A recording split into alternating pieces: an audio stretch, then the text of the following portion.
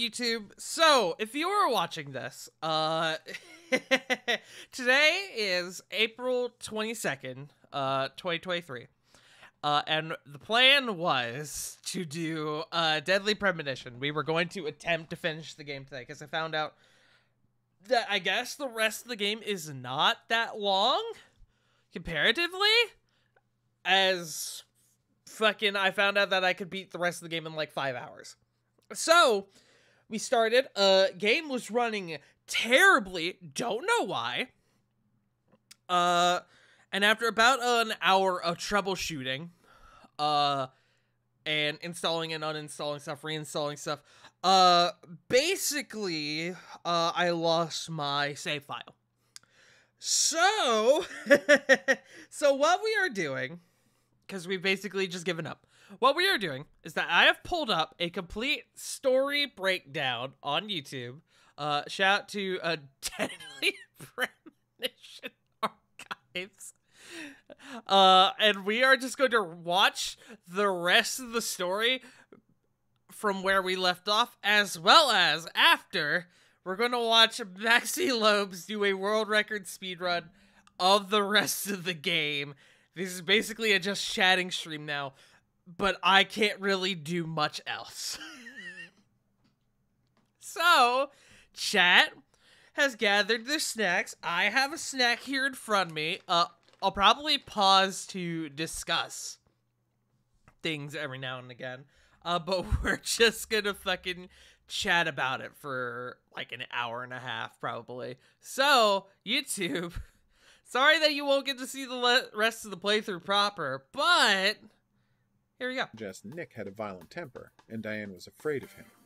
The next day, after Nick is safely locked away in a cell for the night after numerous interviews, George invites York out for a drink. We're missing context there, where in the cutscene, Nick goes, Thomas! Thomas! For like 30 seconds, just over and over again. Do you have any time later? Can't we just do it here? If possible, I'd like to Yeah, go to a so bar. we started today, we got to the start of chapter 14. A bar? Now that sounds like a good idea. There, George makes a bold play to make sure he's above suspicion. He takes York completely into his confidence, revealing the horrifying story of child abuse that resulted in the scars all over his back and face. Then he apologizes for all of the times he interfered with York's investigative style and pledges to work closely with him from then on. York, I'm sorry. I just realized that my thing is fucking cropped. Hold on. You'll have my total cooperation. George, you've been as cooperative as you can be. You even invited an FBI guy to a bar for drinks. It's a brilliant move, and his heart-to-heart manages to allay York's suspicion for the time being. York then directly confronts Carol about the locket she took from Diane, but she still refuses to give him a straight answer about it. Shortly thereafter, Emily arrives at the bar. Unbeknownst to George, York extended the invitation to Emily, who was eager to let loose after the horrors of the night before, and even took the time to change into an evening gown. Startled by Emily's sudden appearance, George quickly excuses himself and claims that he's going to be heading home for the night, allowing York and Emily to spend some time getting to know each other better. York learns about the death of Emily's mother, and the special gold leaf necklace her mother left her that she keeps with her. Yeah, I called it at all ugly as times. shit. And the creepy fact that George tried to date her when she was underage. Yeah, They split that up and York was heads really back to his kind hotel of skirted to over. report on Diane's death.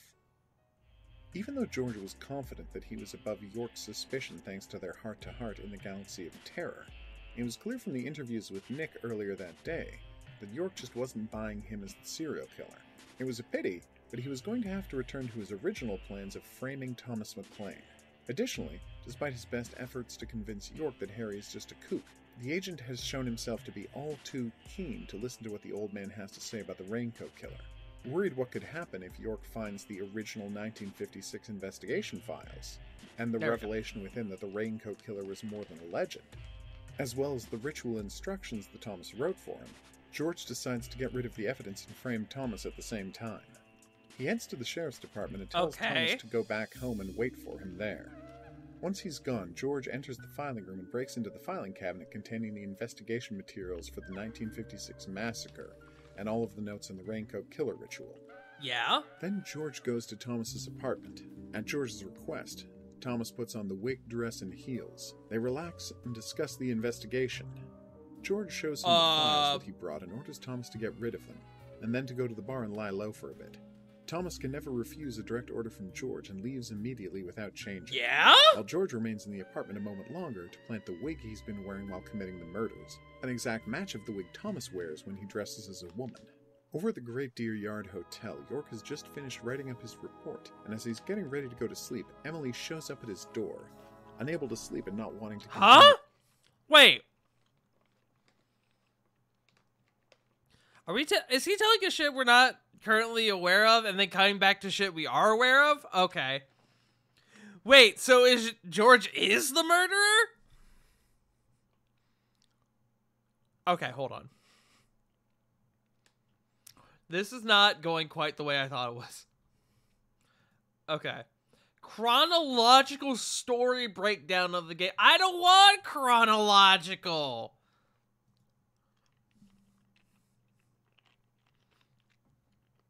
Okay.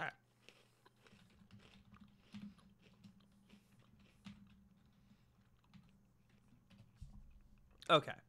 Okay. Okay. Okay.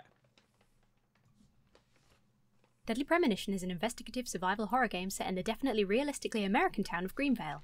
You play as FBI Special Agent Francis York Morgan, except you don't, although really you do. York is in Greenvale taking on an unusual murder case wherein a young woman has been ritualistically killed and red seeds are discovered around the body. This is important because red is the colour of evil. Near the body is what looks to be an upside-down peace symbol, except actually it's a tree, which, along with the red seeds, have been popping up next to murder victims across the country. As Agent York, you investigate the murder by exploring the town, having extremely long, drawn-out interactions with incredibly suspicious people, flirting, racing cars, deciphering hidden messages in your coffee, occasionally being plunged into the other world where you have to shoot upside-down head zombie people in the face, conferring with Zack, the apparent voice in your head, and sitting at the long table. The other world is like this world, but more red, like the seeds, which are bad. As you investigate, you're occasionally harassed by the Raincoat Killer, who is a killer who wears a raincoat and kills when it's raining. This raincoat killer is in fact one of many, the trend originating in 1956 when the US military made gas out of the red seeds, which are bad and also comes from trees that grow in Greenvale, and released it on the town, which made people very cross and very murdery. The raincoat killer currently murdering people on your watch and showing up to badger you all the time is actually George the sheriff, who runs a sex club and thinks that if he murders people like the 1950s raincoat killer did and then eats the red bad seeds, he will become immortal, for some reason. He eats the seeds and ends up mostly the same except with bigger muscles and bangs, so you kill him. At some point, your new girlfriend is kidnapped by Forrest Kaysen, a travelling tree salesman who your coffee tried to warn you about, who is actually a tentacly eyeball man from the other world who's been spreading red bad seeds all about the place for the red tree. Sometimes, like now, he murders by growing a tree through a victim, which reveals to you the repressed memory of Zack's mother's murder, committed by a forest tentacle in the same way, which proves so traumatic that York was born as an alternate personality that swapped places with Zack. Now that Zack is back, you finally confront Kaysen Tree Man in his true form and kill him, putting an end to the spread of the red bad seeds. Zack leaves Greenvale triumphantly, and despite the traumatic supernatural experience you just had, York being gone and everyone you know being dead, we play this as a happy ending.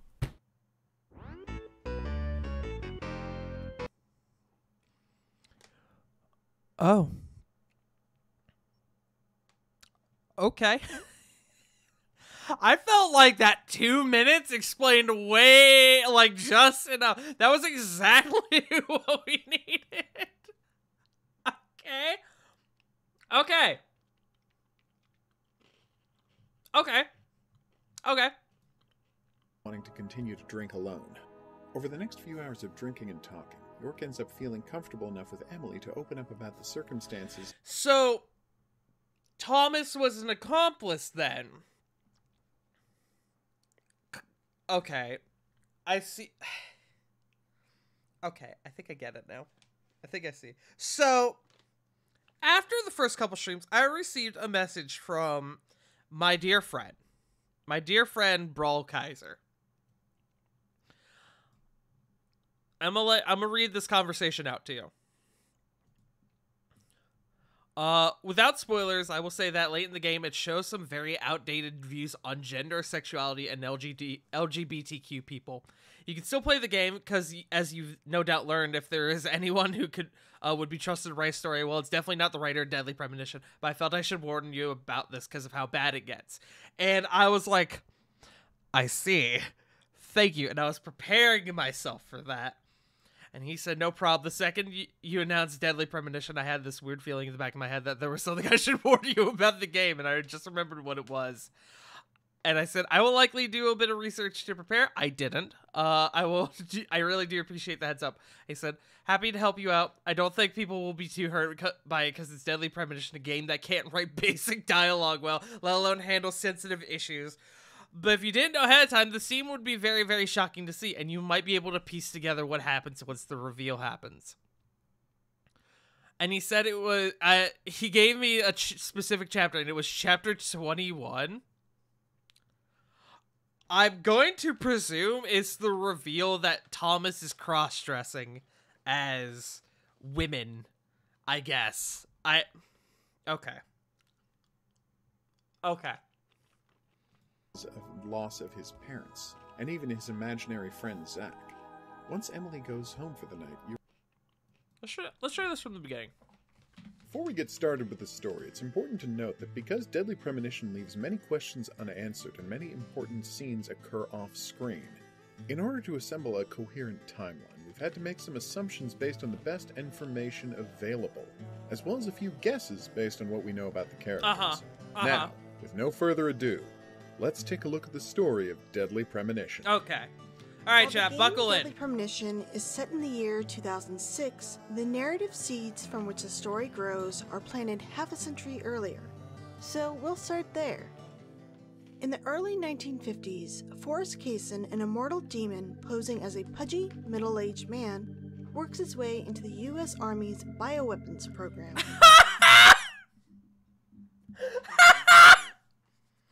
Alright, hold on. Can we talk about how in the first fucking, 10 seconds, she goes, alright, so this character is a fucking immortal demon. Cool? Got it. He reveals to his superiors a chemical that he's developed based on a mysterious red seed that can have extreme effects on a person's psyche. Once it's processed into a purple gas, it can cause people to have horrific hallucinations, turning them violently against one another. With one whiff of that gas I made from the seeds, they happily kill each other. Even their neighbors, even the ones they love. So, is that why we were entering fucking, demon dungeons and shit? Just because we were smelling the seed? We were just hallucinating? Okay. He convinces the army to test the gas in Greenvale, a small and isolated town in Washington state, to see how effective it would be when used against enemy population centers. The gas distribution machinery is set up in the town's new clock tower that rises above the Mercury Theater.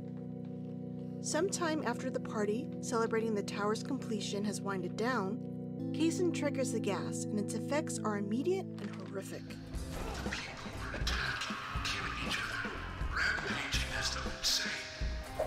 The townspeople begin to violently and indiscriminately attack one another, resulting in mass casualties. The most brutal and effective killer is a man in a red hooded raincoat, wielding a failing axe. This raincoat killer is the town's founder and owner of the city's main industry, Mr. Woodman. His mass slaughter at the center of town is witnessed by his adult son, Harry, who is horrified, but soon succumbs to the effects of the red seed's gas himself. One word resonated through my head. Kill! Kill! Kill! Okay, wait. So Harry. Is Harry the fucking... Hold on. Harry, Deadly Premonition. That's the wheelchair dude, Mr. Stewart. Okay. That's good to know. Okay, good to know. Alright, we're piecing shit together. And attacks the killer in a crazed state. Harry is ultimately knocked out during their encounter, but not before making the horrible realization: the face beneath the hood was that of my father. Despite being overwhelmed by the gas's effect, the raincoat killer still retains some understanding of what is happening to his town and who is responsible for it. It's possible that Kaysen informed Mr. Woodman that an experiment would be taking place, but kept him in the dark about the awful details of the plan. Yeah, no shit. The Raincoat Killer fights his way through the townspeople up to the clock tower and source the gas, where he tries to kill Kaysen and stop the machine, but unfortunately fails and dies in the attempt. The U.S. Army considers the experiment a failure, issues a... I like that. I like that what we were given about Kaysen was, yeah, he's an immortal demon. Why? Gag order and the destruction of all records. The townspeople go along with the cover-up, and any discussion of the incident from then on is unappreciated and considered taboo. Why the residents were so easily swayed is still a bit of a mystery. Perhaps the red seed gas left them unable to remember their own actions. Maybe they simply couldn't bear to face the reality of the mass murders. Or, if Harry's own explanation is to be believed, country folk are very patriotic and willing to follow government orders without question. The town's sheriff started his own investigation on the massacre in spite of the government's gag orders, and made a secret record with as much detail as he could find, but in the end was unable to expose the incident or charge anyone involved, and his files sadly only wound up gathering dust within the Sheriff Department archives. The only living person confirmed to have a clear memory of the events is Harry Woodman, who witnessed the initial release of the gas on top of the clock tower, as well as his father's mass killing at the center of town. The incident quickly fades into the town's mythology, and is remembered only as the time that a man in a red raincoat murdered dozens of people during a storm before disappearing. A social taboo also developed. Okay, chat. I also have a thing here. We're gonna just read this real quick. This is the Wikipedia page. So, in terms of plot order, this is what we get. Francis York Morgan investigates the murder of 18-year-old Anna Graham in the rural town of Greenvale, Washington, in the United States. He takes on the case due to the manner of the killing, a ritualistic murder of a young woman where red seeds have been found on or near the body, similar to a series of other murders across the United States. York generates considerable friction with his dismissive attitude toward the locals, bizarre demeanor, and tendency to interrupt conversations to deliver asides to an unseen person referred to as Zach. He's assisted by the town sheriff, George Woodman, who is scarred by a past of childhood abuse, the deputy sheriff, Emily Wyatt, who becomes a love interest for York, and Thomas McLean, George's meek assistant. Additionally, York finds himself regularly ambushed and attacked by the Raincoat Killer, who, according to the folklore of the town, kills only when it rains. As the investigation continues, Anna's close friend Becky Ames, or Ames, I don't remember how to say it, and Diane, no last name, Becky's elder sister and art gallery owner, are murdered in a similar fashion, with a mark placed nearby that York believes to be a peace symbol upside down. Now we know that that is a tree, which makes sense. He learns that the tree is producing the red seeds grow in Greenvale that are,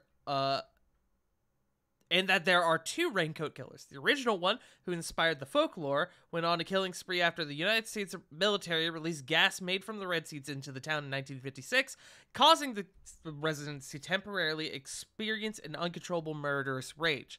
The second, the new Raincoat Killer, hopes to gain immortality by consuming the red seeds and murdering 4 people, who have also been forced to eat the red seeds. Okay. When Thomas abruptly disappears, York suspects his involvement in the crimes, a hunch that is confirmed when Thomas kidnaps him. While tied up, York realizes his romantic feelings for Emily, who searches for him with Forrest Kaysen, a traveling tree salesman. It is also revealed that Anna, Becky, Thomas, and his younger sister Carol are all belong to a secret sex club created by George. Okay. I see. Jealous of George's romantic interest in Emily, Thomas draws her into a Oh. I see. Thomas draws her into a physical confrontation with him and dies when he falls on a hook. York, now rescued, reveals that he believes the copycat rain killer is George. So, okay, so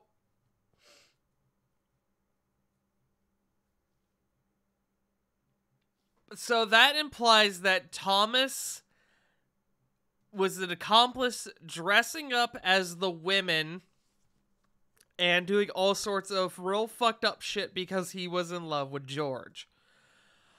I see what Brawl meant now. Okay, got it. Let me see. Emily and York and the final victim, Carol, before dying. Sorry, I misread that. Emily and York find the final victim, Carol, before dying. Carol attacks Emily out of jealousy as well as forces her to ingest some of the red seeds, which sickens her to the point of unconsciousness.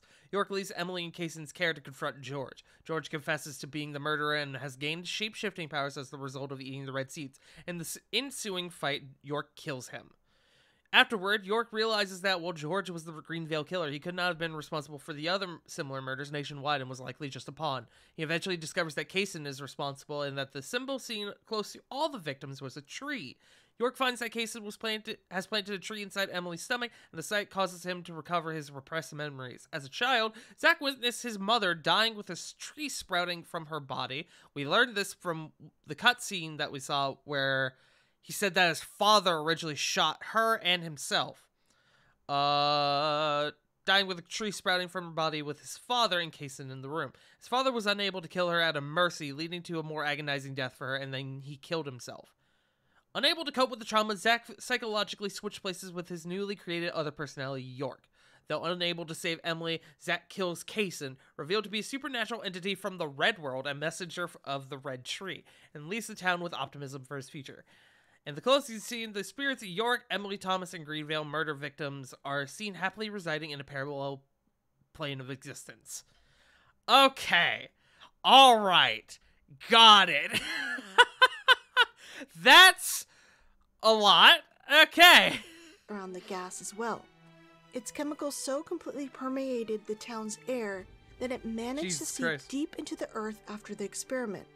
And for decades thereafter, whenever it rained, trace bits of chemicals escaped into the air and could still trigger anxiety and aggressive behaviors. As a result, everyone living in Greenvale makes a habit of never going outside when it's raining, even though they don't really know why they're doing it. It's possible that at some point this was a conscious choice by the townspeople. Oh my god, and York doesn't care. He goes out during the rain. Habit of staying in during the rain without informing the children. Oh my god, that's why he sees the fucking hallucinations, because he goes out in the rain, and he fucking has the seeds on him. Oh my god. Due to the gag order. The threat of the mythical Raincoat Killer kept people in line when they were young, and by the time they grew up, well, it just became how things are done in Greenvale. This is like the third time we've heard an explanation. I still don't know Some years later, Harry Woodman marries a woman, and they have a son named George. Soon after George's birth, however, Harry's wife begins to exhibit signs of a serious mental illness. My wife suffered from a mental illness, but I still loved her. Resulting in abusive behavior and a need to obsessively control their son. Please, Mama. I won't do it again. Yeah. That hurts, Mama. I'm sorry, please. I'm sorry. Yeah. Rather than fight her for custody, or even getting his wife the medical help she so obviously needed, Harry instead chooses to run, leaving the town and letting the mill and his estates be run by functionaries. George grows up without knowing his father or what happened to him, as his mother remained tight-lipped on the subject, and he quickly learned not to ask questions unless he wanted to incur her wrath. I have no memories of my father. He left before I knew him. My mother would hit me every time I asked why. And it didn't stop there. With Harry gone, George became the focus and victim of his mother's insanity and is horribly abused for his entire childhood, leaving him with both mental and physical scars and an obsessive need for control, which plays out in numerous ways over the rest of his life. The strong, who can overpower others, is always correct and right. My mother stepped on my face with her stiletto heels because she had power. Whoa. And when her heel pierced my cheek, I learned to respect. Oh. That's During fucked this up. period of time, Kaysen travels the country, spreading rumors of the mystical powers that the red seeds contain. Between 10 and 20 years ago, I noticed that these red seeds were special. And someone else did too. Someone linked the red seeds to the serial killer legend and said, if you eat the red seeds and then kill someone, you will become immortal. This new fabricated legend was passed on from one to the next. He also kills numerous women to sprout more red trees, as the only way to create a sapling is to place a seed in a woman's womb, fertilizing it, and then letting the roots suck the life force completely, leaving only a withered husk of the woman behind. Once a sapling has sprouted, they can be planted normally and will thrive and grow into a tree quickly with little effort. A federal agent named Brian Xander Morgan starts working a case most likely related to the Red Seed murders and attracts Kaysen's attention and wrath. He plants a seedling in Xander's wife, Valentine, and then forces the agent to make a choice to mercy kill her before the tree sprouts. Please, darling. Shoot me. Wait, so okay, important distinction. So she said that the seed has to be fertilized. Does that mean you have to have sex with the do you have to have sex with the person while the seed is inside of them? Oh my god. I'd rather die. If you love me, let me die. Unfortunately, Xander is unable to bring himself to pull the trigger, and Valentine tragically dies once the tree rapidly grows from within her. Unable to live with his inaction, Xander looked towards his young son, Francis Zach Morgan, a witness to the entire scene, and cautions him to have the courage to do what he couldn't, before taking his own life. At times we must purge things from this world because they should not exist. Why not just shoot Kaysen at that point? Someone that you love. Yes, I couldn't do it. However, you can. When the time comes and you have to make that decision, make the right one. Okay, Zach? Oh my god!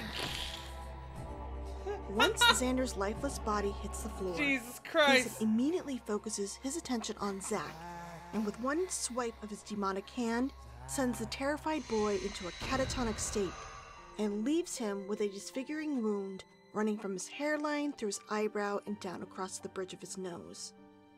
While catatonic, Zach is locked within a dream state, where he's contacted by an entity that looks exactly like he did before Kaysen's attack, with no facial wound nor hair turned white by terror. He calls himself York. Who are you? My name is York. We'll always be together, okay, Zach? And offers to take over for Zach and live his life, since Zach isn't capable of coping with the circumstance and loss of his family. Zach agrees, and Francis York Morgan is born. It's not entirely clear what York is. It's possible like he's another G-Man. personality that Zach created to protect himself from trauma. But why is his hair a different color? Since he brings along a power, York is able to catch glimpses of the spirit world whenever he's at the site of a horrific tragedy. It's likely there's something supernatural to his origins. About that, Zach and I saw him kill Anna in the lumber mill. He killed her. Right in there. Oh, one thing. Please don't ask me about Zach. That's a private matter. Also pointing in this direction is the fact that York's constant conversations with Zach kept that personality from disappearing entirely, suggesting that York on some subconscious level understands that he's just there to support and assist Zach. Why did you bring Zach back? Who the hell are you two? How did you get out of the Red Room? Wherever he came from, York fully inhabits Zach's life, to the point where he doesn't remember he's not the real Francis Morgan, and starts to think of Zach as an aspect of his own personality that comes to the forefront whenever he's threatened and needs to use violence to defend himself. Looks like we're being welcomed. Zach, I'll let you handle the meet and greet. Cozy. Amazing. Great. Next shot. York is so completely wrapped up in self-delusion that when he looks in mirrors, he can't see the massive scar on his face or his pure white hair, the two physical remnants of Kaysen's attack. I get it. You're the special agent Scarface that everyone's yakking about. Nice to meet you, Francis. Special Agent Scarface? I'd need a bigger scar to live up to that name. Call me York. That's what everyone calls me. What? You got it. York. These mental blocks are so severe that York doesn't even realize he's introducing himself as Zach whenever he speaks to people. At some point during this period of time, Harry Woodman returns to town under the name Harry Stewart, and he uses his intermediaries to transfer all of his old holdings to his new identity. He's blocked it all guilty out. for abandoning the town, his son, and still worried about the long-term effects of the purple gas, he plans to watch over Greenvale and intervene if anything seems to be going awry. To ensure that no one recognizes him, as well as to protect himself from the remnants of the gas, Harry also wears a gas mask whenever he's outside his home. After graduating high school, George joins the sheriff department and throws himself into the job wholeheartedly, impressing everyone with his ability and severe manner.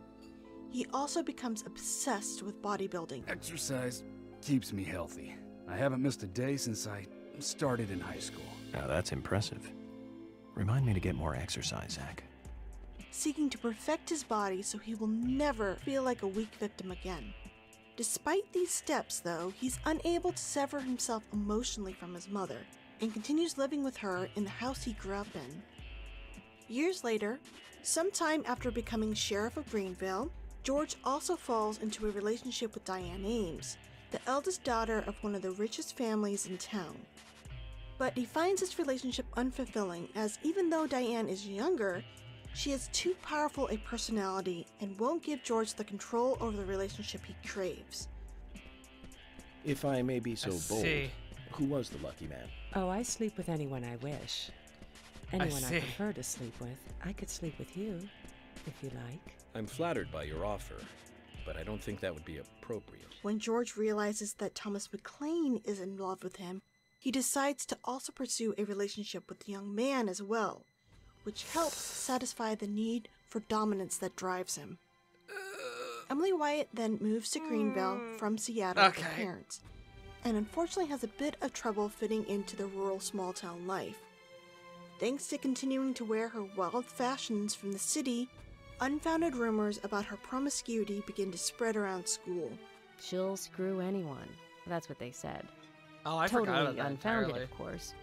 Anyway, after that, I just sort of chose not to really trust gossip. George, unable to resist her beauty, and maybe emboldened by the rumors, When I first saw her, I realized I was such a fool. A fool for being satisfied by the petty girls from this countryside town. asks Emily out, even though she's only 16 at Yeah, the time. yeah, that was He gross. did ask me out when I first came to town. I was, That was still very in high gross. school. Unsurprisingly, Emily turns George down, as he wasn't her type, and, the whole being twice her age thing. But the two eventually become friends, and Emily even joins the sheriff department after her mother's death and graduation. Even though Emily only regards George's initial romantic attempt as a blip within her own life, for George, it's the catalyst for a secret and all-consuming obsession he has for her for over a decade. It was so much better back then. Oh, Thomas. We had so much fun. Emily, that was before you came. Also around this time period, the city's lumber industry also began a decline, thanks to the rise of environmental protests right around the time Emily came to town. When I first joined the force, this lumber mill was still in full swing. It closed up right when I first moved here. And now it's totally abandoned. Putting a large number of people out of work and setting the town's economy on a downward spiral. It pains me to watch my hometown lose so many citizens. During this period of time, York completed his university degree and became an FBI agent just like his father before him. In this line of work, he's proven incredibly adept at catching serial killers. And thanks to his gift of being able to witness the spiritual echoes left by horrible murderers, he also I like has that an there's edge just no over proper other explanation for agents that. with tracking down the perpetrators. A few years into his relationship with George, Thomas's mother dies and he inherits her bar. With no desire to run such an establishment, he was at a loss at what to do with his life. That is until George offered him a position at the sheriff department as his assistant. All right, don't worry. I'll get my assistant Thomas to take care of it. Thomas transfers the deed to his younger sister Carol, who immediately drops out of high school at only 16 to run the business full-time. Whoa, wait. Like it would run. You dropped the deed to your 16-year-old sister? Yeah, Thomas is just traumatized. Afoul of laws about minors selling alcohol, but with Greenvale being a small town and her brother being involved in a romantic relationship with the sheriff, it's not really surprising that the authorities would look the other way. At some point shortly thereafter, George has Thomas enlist Carol into their sadomasochistic relationship, which finally provides George with the control over a young girl he craved for years. Eager to please George, the McLeans transformed the storage area under the bar into a private playroom for their numerous sexual rendezvous. After discovering the red seeds during a case in Boston, York learns that similar seeds were found in several past female homicide cases. The murders with the red seeds. Officially, the Bureau has not made a statement about these seeds. Some even claim that they are irrelevant to the killings. But after the red seeds were found in a Boston homicide, I've been unable to get them out of my head. I've even gone through all of the files looking for similar cases. Over the years, 7 different killers had murdered dozens of young women across 8 different states. None of them knew one another or had any involvement with each other's crimes, but all left red seeds at the crime scenes. York became fascinated by the mystery, and it wasn't long before he became obsessed with finding the true origins and meanings behind the red seeds. While hunting in Greenvale, George is shocked when he's unable to kill a supernaturally powerful deer.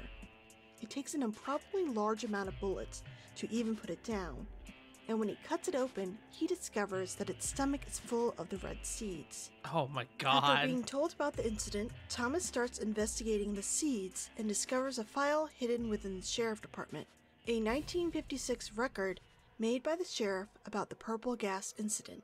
He keeps digging and soon learns the rumors of a ritual that involves consuming the red seeds and performing a series of human sacrifices on rainy nights that can make a person immortal. He's the one and that's why those. about the raincoat I guess killer. that's why those guys killed the other About how people. to become divine too. He didn't believe any of it, but when he told me, it all made sense. Even though he didn't believe in the ritual himself, Thomas was still desperate to please George, and shared with him this possible path towards the ultimate strength he always desired, hopefully making himself indispensable to George in the future. Love As soon as George found out about the ritual, everything for him clicked into place. From why he was born as a dumb town, beaten by his mother, and Emily's rejection. His abuse and disappointments were just in preparation for something greater. Ultimate power! George eventually seeks out Kaysen and receives additional details about the seed's history Oh and my power, God. and is ultimately convinced to go through with the ritual once Kaysen feeds his ego by bestowing him with a special locket and assuring George that he was the chosen one. I gave him a toy locket, and he was so impressed, so moved. But wasn't very intelligent. He was born in this town, you see, and it took him too long to discover the Red Seeds. Binding down people with rules is a sign of small-mindedness, and that was what George represented in life. In return for the confidence boost, Uh-huh. a grateful George allows Kaysen to use his mother for fertilizer for a red tree, hoping that he'll finally be able to break out from her control by making her death his first step towards immortality. Oh, that's what they meant by fertilizer. The body functions as fertilizer, not you need to fertilize the seed. Okay, that's significantly better. To complete the ritual, George was in need of 4 victims, and he already had 2 in mind. So he gets Carol to recruit more women into a sex cult. She entices 2 of her high school friends to join the secret club beneath the Galaxy of Terror. Anna Graham, Greenvale's famed local beauty and aspiring model, and Becky Ames, Diane's younger sister and Anna's best friend. Getting Anna and Becky involved was all too easy. Carol and Thomas built a secret club for me. All we had to do was tell them about it, and they were giddy to join us immediately. Swayed by the exclusivity of the club, both girls also made easy targets because they lacked any close parental supervision. Anna's mother Sally frequently spent the night at her boyfriend Richard's trailer, often leaving Anna to her own devices, while Becky's parents were regularly absent as they traveled abroad frequently. George is confident he'll be able to control them as the seeds functions both as a narcotic and a potent aphrodisiac, and are extremely addictive as well. Why are the twins angels, That's though? where I used the seeds on Anna and Becky. Amazing results, let me tell you. They went berserk, like cats in heat. Ugh. Anna, especially, enjoyed the seeds. Anna loves the seeds and the experience by being part of the club. The first time he used it on me, it was so amazing. But Becky, who's dating Quint, the son of the local bar owner, is troubled by it. She's drawn to George's powerful personality, but is frightened as well. Becky, however, tells Quint about the seeds, and he figures that if he can sell the drug made from them, he can provide Becky with the kind of life she expects as the daughter of a rich family. Oh, no. I did all this for her. Quint, no. I started delivering because I wanted the extra cash.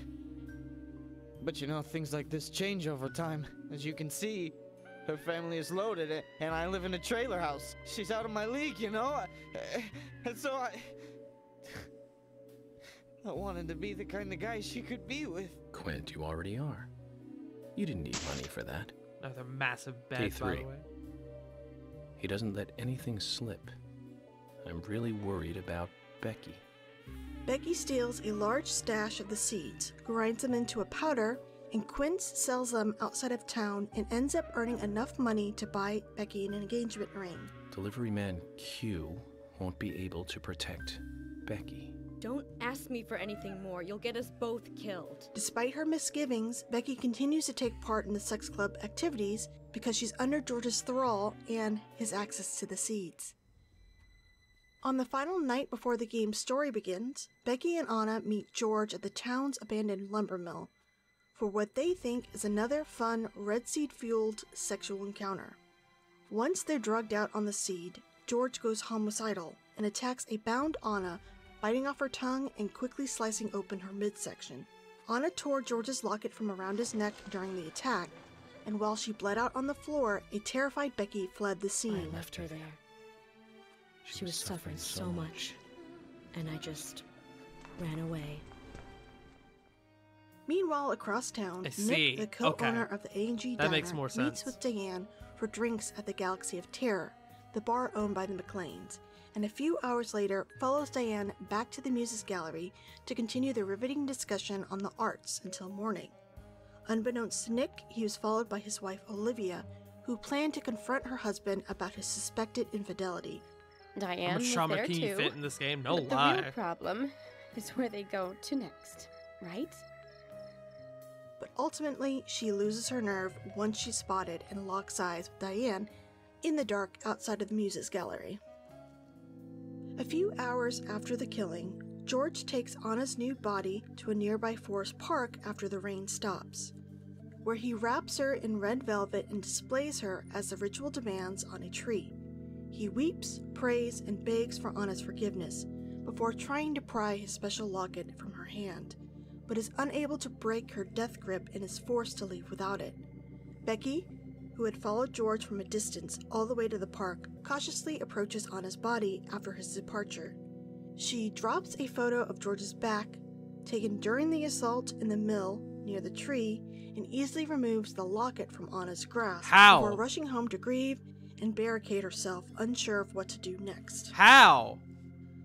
Later that morning, how could she Anna's get the body was locket? found by Jim Green and his grandsons Isaac and Isaiah Ingram, a set of cherubic twins who have an eerie connection to the spirit world. I think I understand the moral of the story, though. Don't move to small towns in the U.S.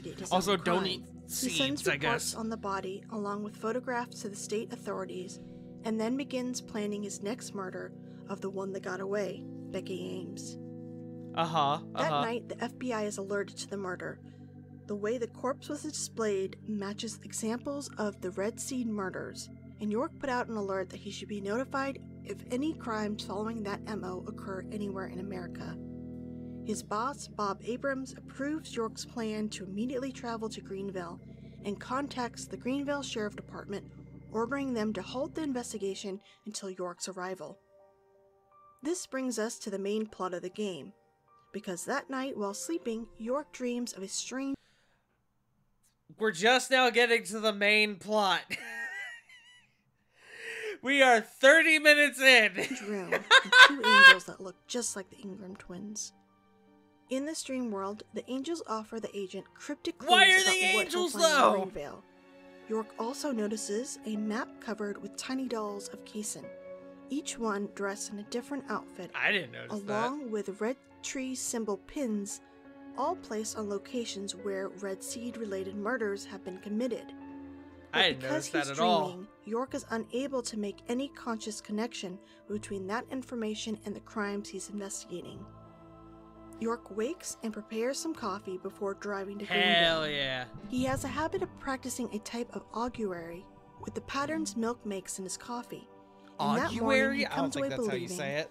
It said, "Tomorrow you'll arrive in a place that will change your fate." York drives to Greenvale overnight, and as he nears the town, he finds himself caught in a powerful rainstorm. This doesn't make him take any steps Chad, to I'm drive gonna more base the safely, character off however. of, While driving, he's distracted by talking on the phone. I'm gonna base the character, a D&D character off of York. Fucking, Warlock, fucking, Warlock Inquisitive Rogue. Using his laptop and augury. smoking a cigarette. He's forced to swerve down a hill and total his car to avoid a hooded figure that was standing I in the take middle of the commune and road. every day While cast York commune is with my relatively coffee. unharmed, his laptop and cell phone are destroyed in the car crash, and he's forced to walk through a wooded conservation area back to the highway. On his way, he finds himself attacked by figures known as Shadows, the angry spirits of the many people who've died in Greenvale's history. At first, York isn't too surprised to see them. His supernatural abilities allow him to see spirits regularly. Then he discovers that these shadows are different, that they're capable of hurting and perhaps even killing him. Oh! I've been through a lot of crazy situations, but that Oh, one, God! that one takes the cake. It's the first time I've been attacked so directly.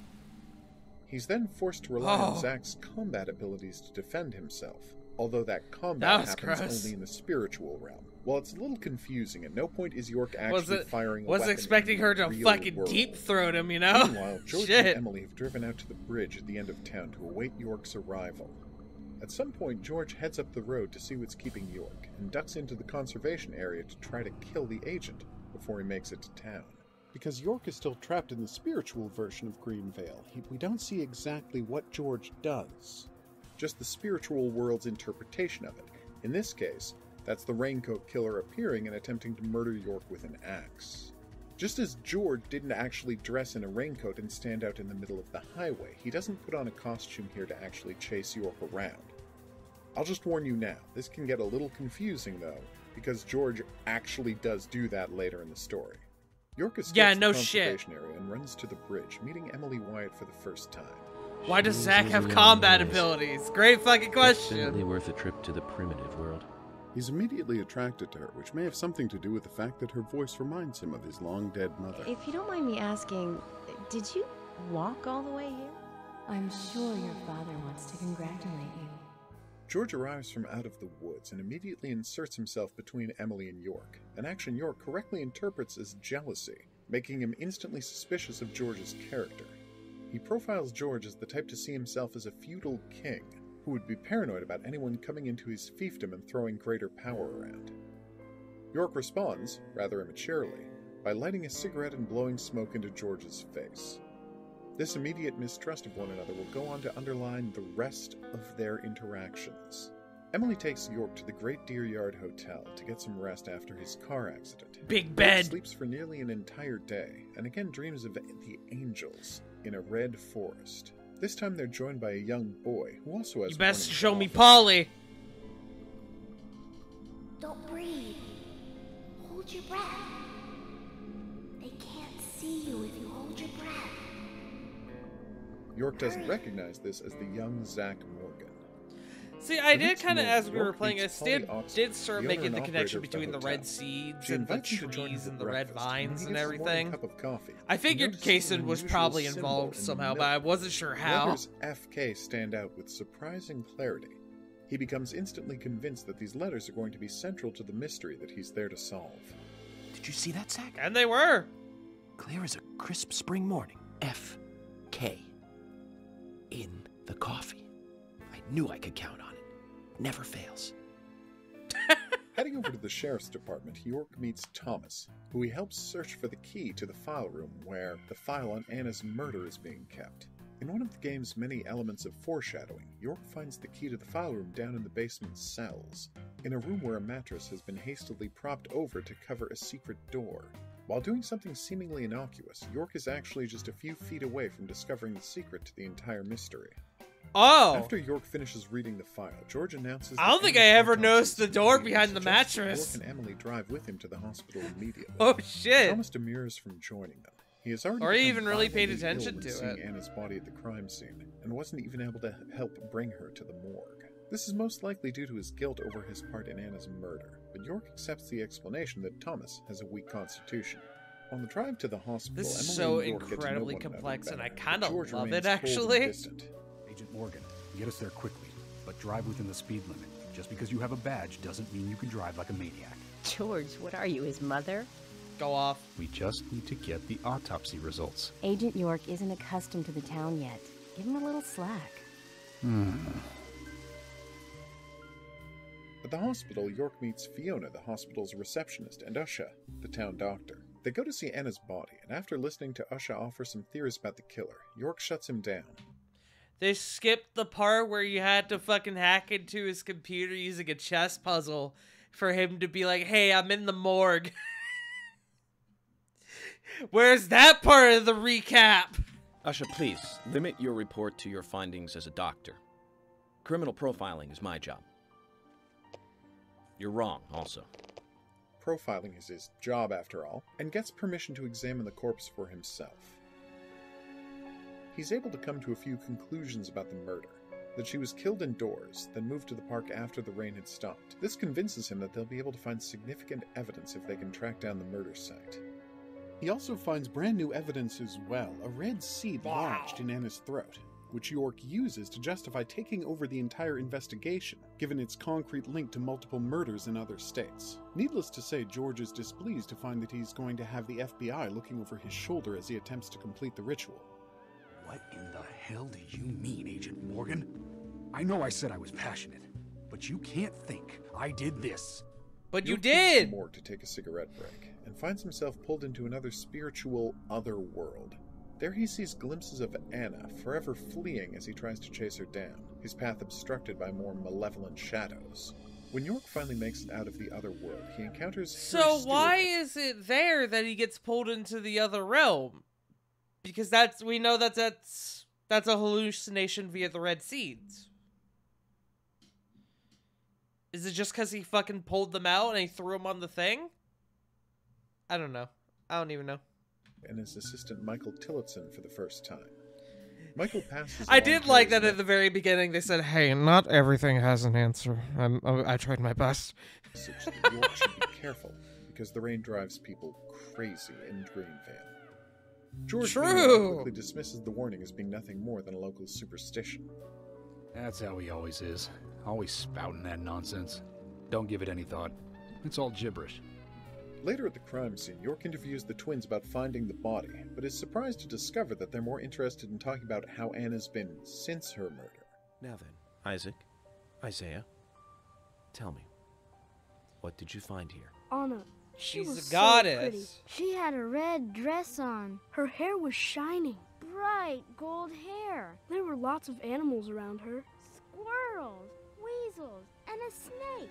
A real snake. We didn't know until then. real But snake. We know now. Anna was the fairy of the forest. Oh, sorry, fairy of the forest, She not was goddess. a goddess. Oh, damn it! She They smiled baited when me. She saw us. They got me. She looked so happy. They claim to have seen her walking around the woods in a red dress playing with animals, in her new role as a goddess of the forest. York finds this a little peculiar because in his hospital visions of Anna, she'd also been running around in a red dress. Does it turn out to be It Thomas? appears that while everyone else Was saw Thomas the the dead one body tied running to the around? tree, the twins were only ever able to see the other world version of Anna. York searches the area Why, for clues though? and comes across a few strange items. A picture of a person's back with a red inverted peace sign tattoo. Why could they A only wood see chip the with other rust- version? Were the kids high? of rust in it, and a broken stiletto heel. Apparently, the Greenvale Sheriff's Department missed a lot of key clues. How convenient. According to George and Emily, Diane, the owner of the local art gallery, is the only person who would be so concerned about fashion that she would wear high heels even into the woods. Plus, she left town the day after the murder for an art auction. Due to Diane's fashion choices and movements, York decides then and there to talk to her the moment she returns. Uh-huh. The wood chip proves to be the more important clue, however. Rusting metal and rotting wood immediately bring the old lumber mill to George and Emily's minds. And York decides that it would be the perfect place to commit a murder, since one would be guaranteed privacy. The three And there hurry was. over to the lumber mill, but once they arrive, York insists on entering it alone. Hold on a minute. We're investigating this case together. Listen, I can't Hold risk on a the minute. crime scene being compromised by you two. What are you saying? You're not the only professional law enforcement officer here, Agent Morgan. As he doesn't completely trust either of them yet, and he has to be completely sure that no one compromises the crime scene. Inside the lumber mill, York finds himself once again pulled into the spiritual other Why, world, though? where he has to fend off attacks from shadows and flee from the raincoat killer while looking for clues. Oh yeah, that was Eventually, he fun. finds a room Having to which has hit been A and transformed into D a back and sacrificial forth for chamber, like complete with 10 altar minutes. and red velvet wall hangings. Confident that he's found the murder site and certain that the person with the inverted peace sign tattoo on their back is the killer, York heads back outside and tells George and Emily what he's discovered, but not before forcing them to show him their backs to clear them of being the person in the photo. Anyway, by showing me your backs, we can clear up most of my concerns about you. Isn't that for the best? You do want to remove yourselves from the suspect list. It will make things a lot easier. This is insane. Your methods are rude, insulting, and out of the question. And Emily is a female officer. Forcing her to show you her back is harassment. I don't care if you are FBI or not. You are out of line. Hey, yo. Mm-hmm. George, it's okay. Let's just show him and get it over with. Emily, are you crazy? You crazy? We flash our backs and... But it was really we because start he was talking. jealous. Right? Agent York? Emily's back is clean, but George's back is a maze of scars, the evidence of a lifetime of brutal abuse. See, I York thought immediately begins to okay, hold on. maze of scars. You can fucking see the tree mark right there. I thought it was crazy because I was like, I saw it and was like, isn't that the mark, York? And York was like, no, that's not anything. And I was like, okay, I guess it's nothing. I genuinely thought like, oh, I guess it's a trick of the light if that's not actually what it is. But the tree mark is fucking clearly right there. the evidence of a lifetime of brutal abuse. Fucking York good immediately begins to fucking empathize with detective George work, and dismisses York. him as a suspect, which proves to be a mistake, of course, but York's natural tendency to empathize with abused children, and the fact that George doesn't have the tattoo seen within the photo, causes him to overlook his Oh, is it training because it wasn't profile, glowing which would have fucking told him red? that George's monstrous childhood Fuck abuse you. is the exact kind of crucible in which How cool serial I get to watch killers this are child be forged. abused again. Thomas arrives at the mill and announces that they've scheduled a town meeting for the next day, so that York can introduce himself to everyone and assure the townspeople that the investigation is all under control. As the mill is put on lockdown until other deputies can document and collect all of the evidence, the day's investigation ends. The next day, while everyone is preparing for the town hall meeting, Lily Ingram, Jim's daughter and the twins' mother, takes Isaac and Isaiah to visit Becky. They're worried about how she's coping, since after Anna's murder she's become a shut-in and refuses to leave her family home. Yep.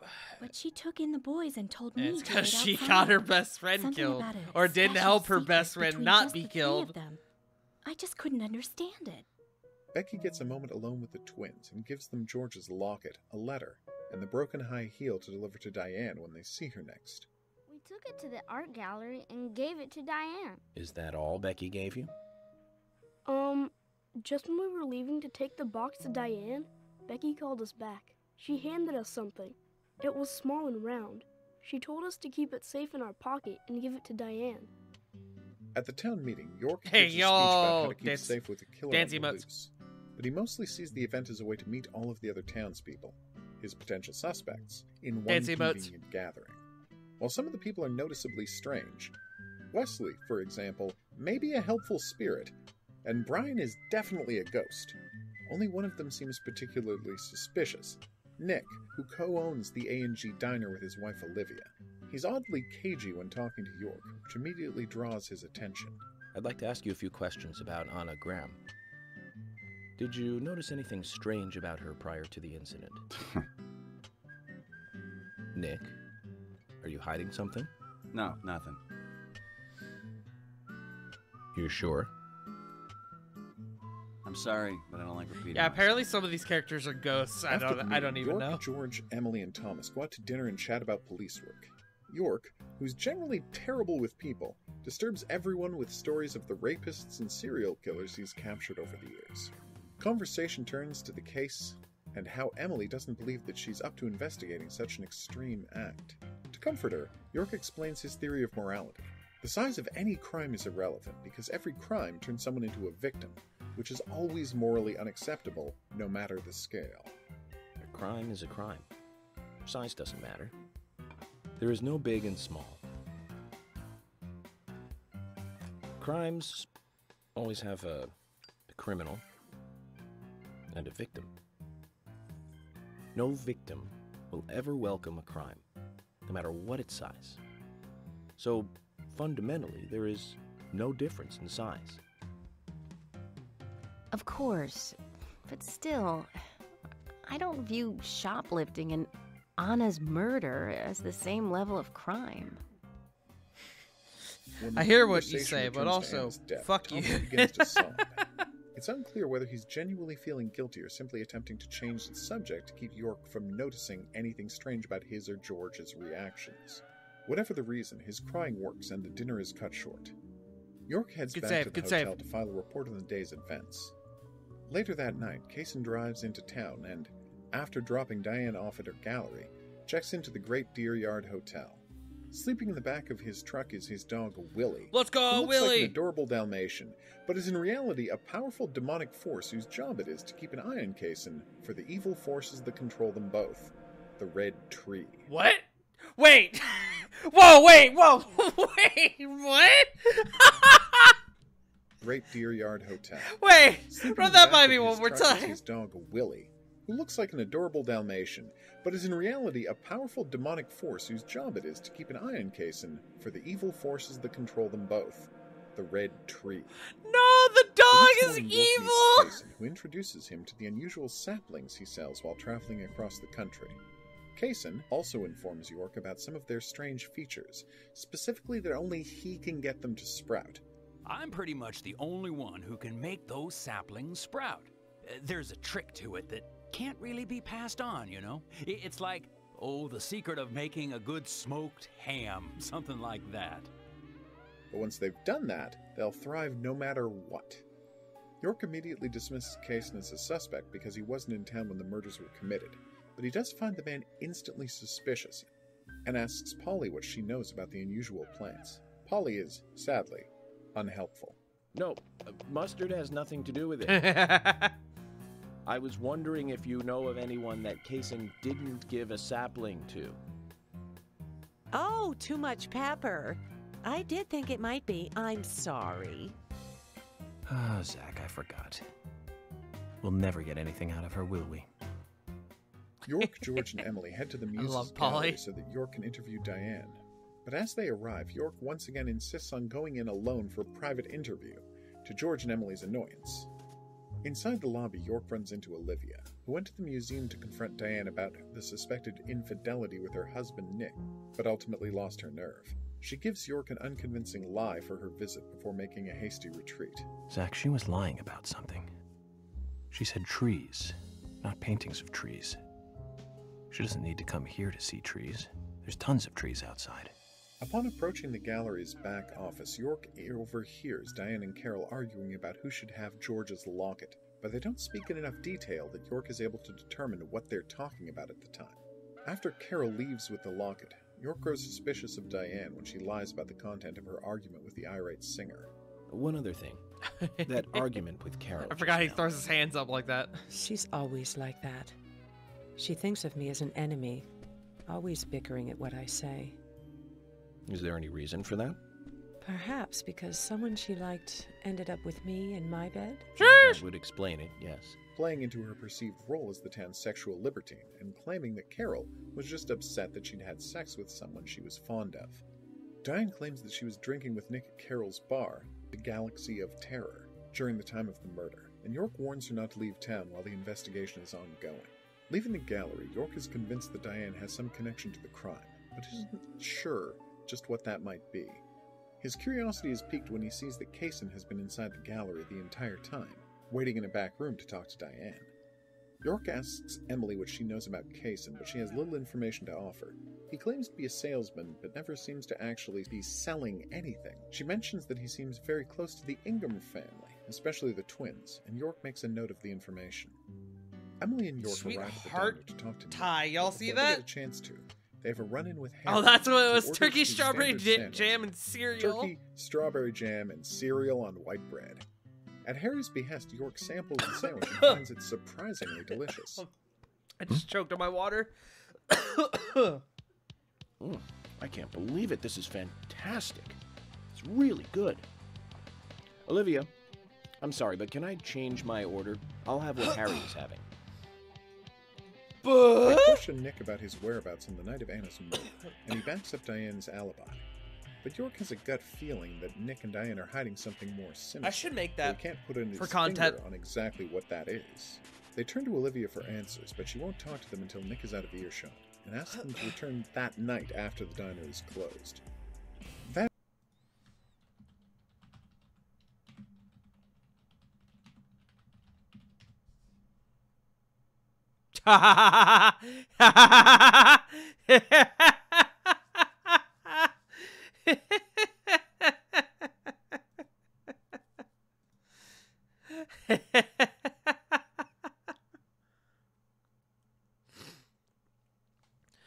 Interesting choices with the cereal.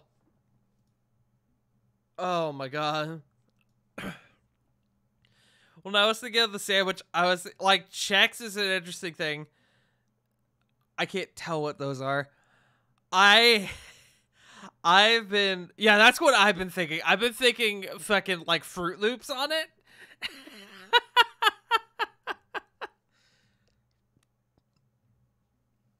Like genuinely, the strawberry jam and the turkey doesn't sound that bad. It's the cereal on it that really throws it off. Yeah, Honey Grahams. What are those, like Frosted Flakes? I should absolutely make this to fuck around. Make it for content. That evening, George breaks into Becky's home and brutally attacks her while she's Kellogg's sleeping. He for that pins Becky to sweet the bed attempt and at stopping you from force sitting feeds in her the eyes of seeds, God. then slices open her midsection with a hunting knife and strings her up inside the bathroom with wires rigged to tear open her throat and stomach. Turkey when and they're jam cut. is bomb? It is! Once the tableau has been created, George heads home to wait for the assault to be reported, likely telling Thomas to check on Becky and ensure the call goes out promptly. But before that can Deadly happen, Premonition Quint sure finds looks Becky different. and What do you calls the mean? police. Meanwhile, back at the diner, Olivia tells York and Emily about what happened between Nick and Diane. Oh, it's on the because night we of were the looking murder. at sandwiches. And it's clear True. that the poor woman's stressed and frustrated. Need to figure that out the she wasn't cereal. able to If I were to confront do it, I would Nick try or it with Fruit Diane Loops. with her suspicions of his infidelity. Because that was my initial During the impression. conversation, Emily gets a radio call from George about an incident over at Becky's place, and also informs her that it may be connected to the previous murder. Oh, dude, I get it. He's self-reported. He's playing Among Us. We have no further details. I've sent Thomas over there. Can you go back him up? Yes, sir. One other thing. It sounded like he said, Raincoat Killer. This may well be related to the murder case. Take all due precautions. Upon hearing this, Olivia breaks down into sobs, suspecting the worst, that Nick may be behind this attack. And York leaves Emily to take care of Olivia and rushes over to Becky's to provide Thomas with backup. York arrives to find Thomas outside the home with a hysterical Quint, who isn't able to answer any questions and just Dude, I keeps love repeating complicated Becky's name mysteries. over and Like, over genuinely. again. York heads inside and is pulled I into the love, other world and is once again like, confronted with shadows mystery from the spirit of series the Raincoat shows. I think I get that from my mom. When York returns My mom to the watches, real like, world, he's Dateline all the standing fucking within time. Becky's blood-spattered bedroom. The But running I shadow love brings watching him a to the fucking, attached room, like, where he discovers a Becky hanging mystery in the and just shower, watching it, barely like, clinging to unfold. life.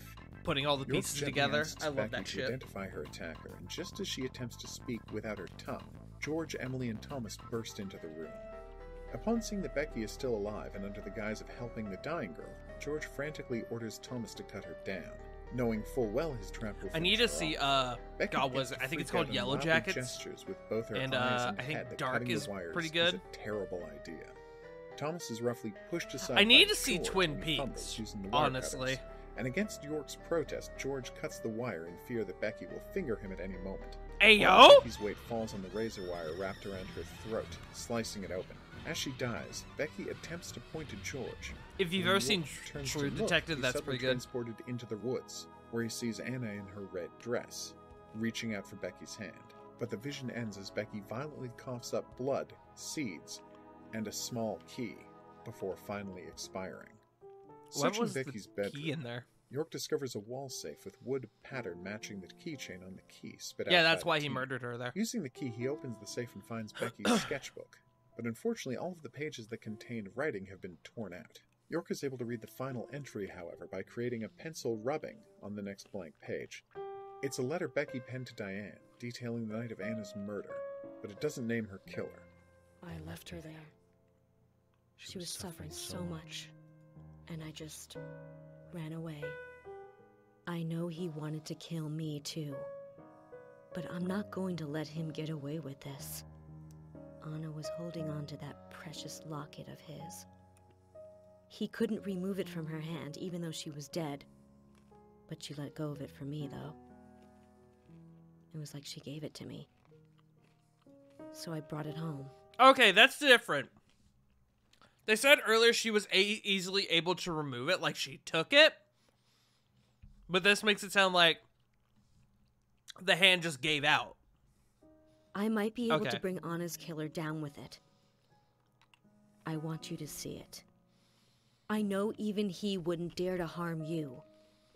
He'll catch me, though, if I go into town. I'm trapped in my house. So I've asked Isaac and Isaiah to deliver it. They get an important clue, however. Becky took the killer's locket and sent it to Diane via the twins. The next morning, York and Emily go and talk to the twins, who confirm that the locket ended up with Diane. And York now realizes that during the conversation he overheard at the gallery, Carol took the mysterious locket owned by the killer. I saw you with Diane in the art gallery that day. Well, yeah, I was there in the room, but I was only chatting with Diane. Oh, then Carol burst in, all angry looking. While Carol and Diane had their talk, I just sat there like a frog. Yeah, so Carol took the locket from Diane, but that has nothing to do with me, right? Back at the sheriff department, York announces that Diane seems to be the key to the whole case. Wanting to get more intel on her relationship with Nick, he decides to set up a tail on the pair that night when they meet for their drinks at the Galaxy of Terror. He orders Emily to follow Nick from when he leaves the diner, George to follow Diane when she leaves the gallery, and Thomas to keep an eye on both of them within the Galaxy of Terror. Later that night, Nick waits for Diane at the bar, but she's strangely a no-show, and after waiting an hour, he leaves and drives over to the gallery to see what's keeping her, with York and company following close behind. Unfortunately, early onto their tail, an 18-wheeler drifts into the oncoming traffic lane. York is able to dodge the near collision, but it results in the patrol car spinning out, and the team lose their sight of Nick. Was that guy an accomplice too? Meanwhile, George, waiting for their arrival in the Muse Gallery parking lot, hears raised voices coming from Diane's office. He had watched Nick enter the gallery a few minutes earlier, and from the sound of things, the man probably wasn't pleased that Kaysen's late-night visit prevented Diane from meeting him at the bar. George begins to ponder the whereabouts of the others, because they were supposedly following right behind Nick, but he'd already been inside 10 minutes. That's when he receives another radio communication informing him of the team's near-fatal crash, and it's at that moment he decides to use this golden opportunity to sacrifice Diane for the ritual and frame poor Nick for the crime. Inside the gallery, Nick and Diane make up. Kaysen is told to hit the road, and the two make plans to head back to the Galaxy of Terror.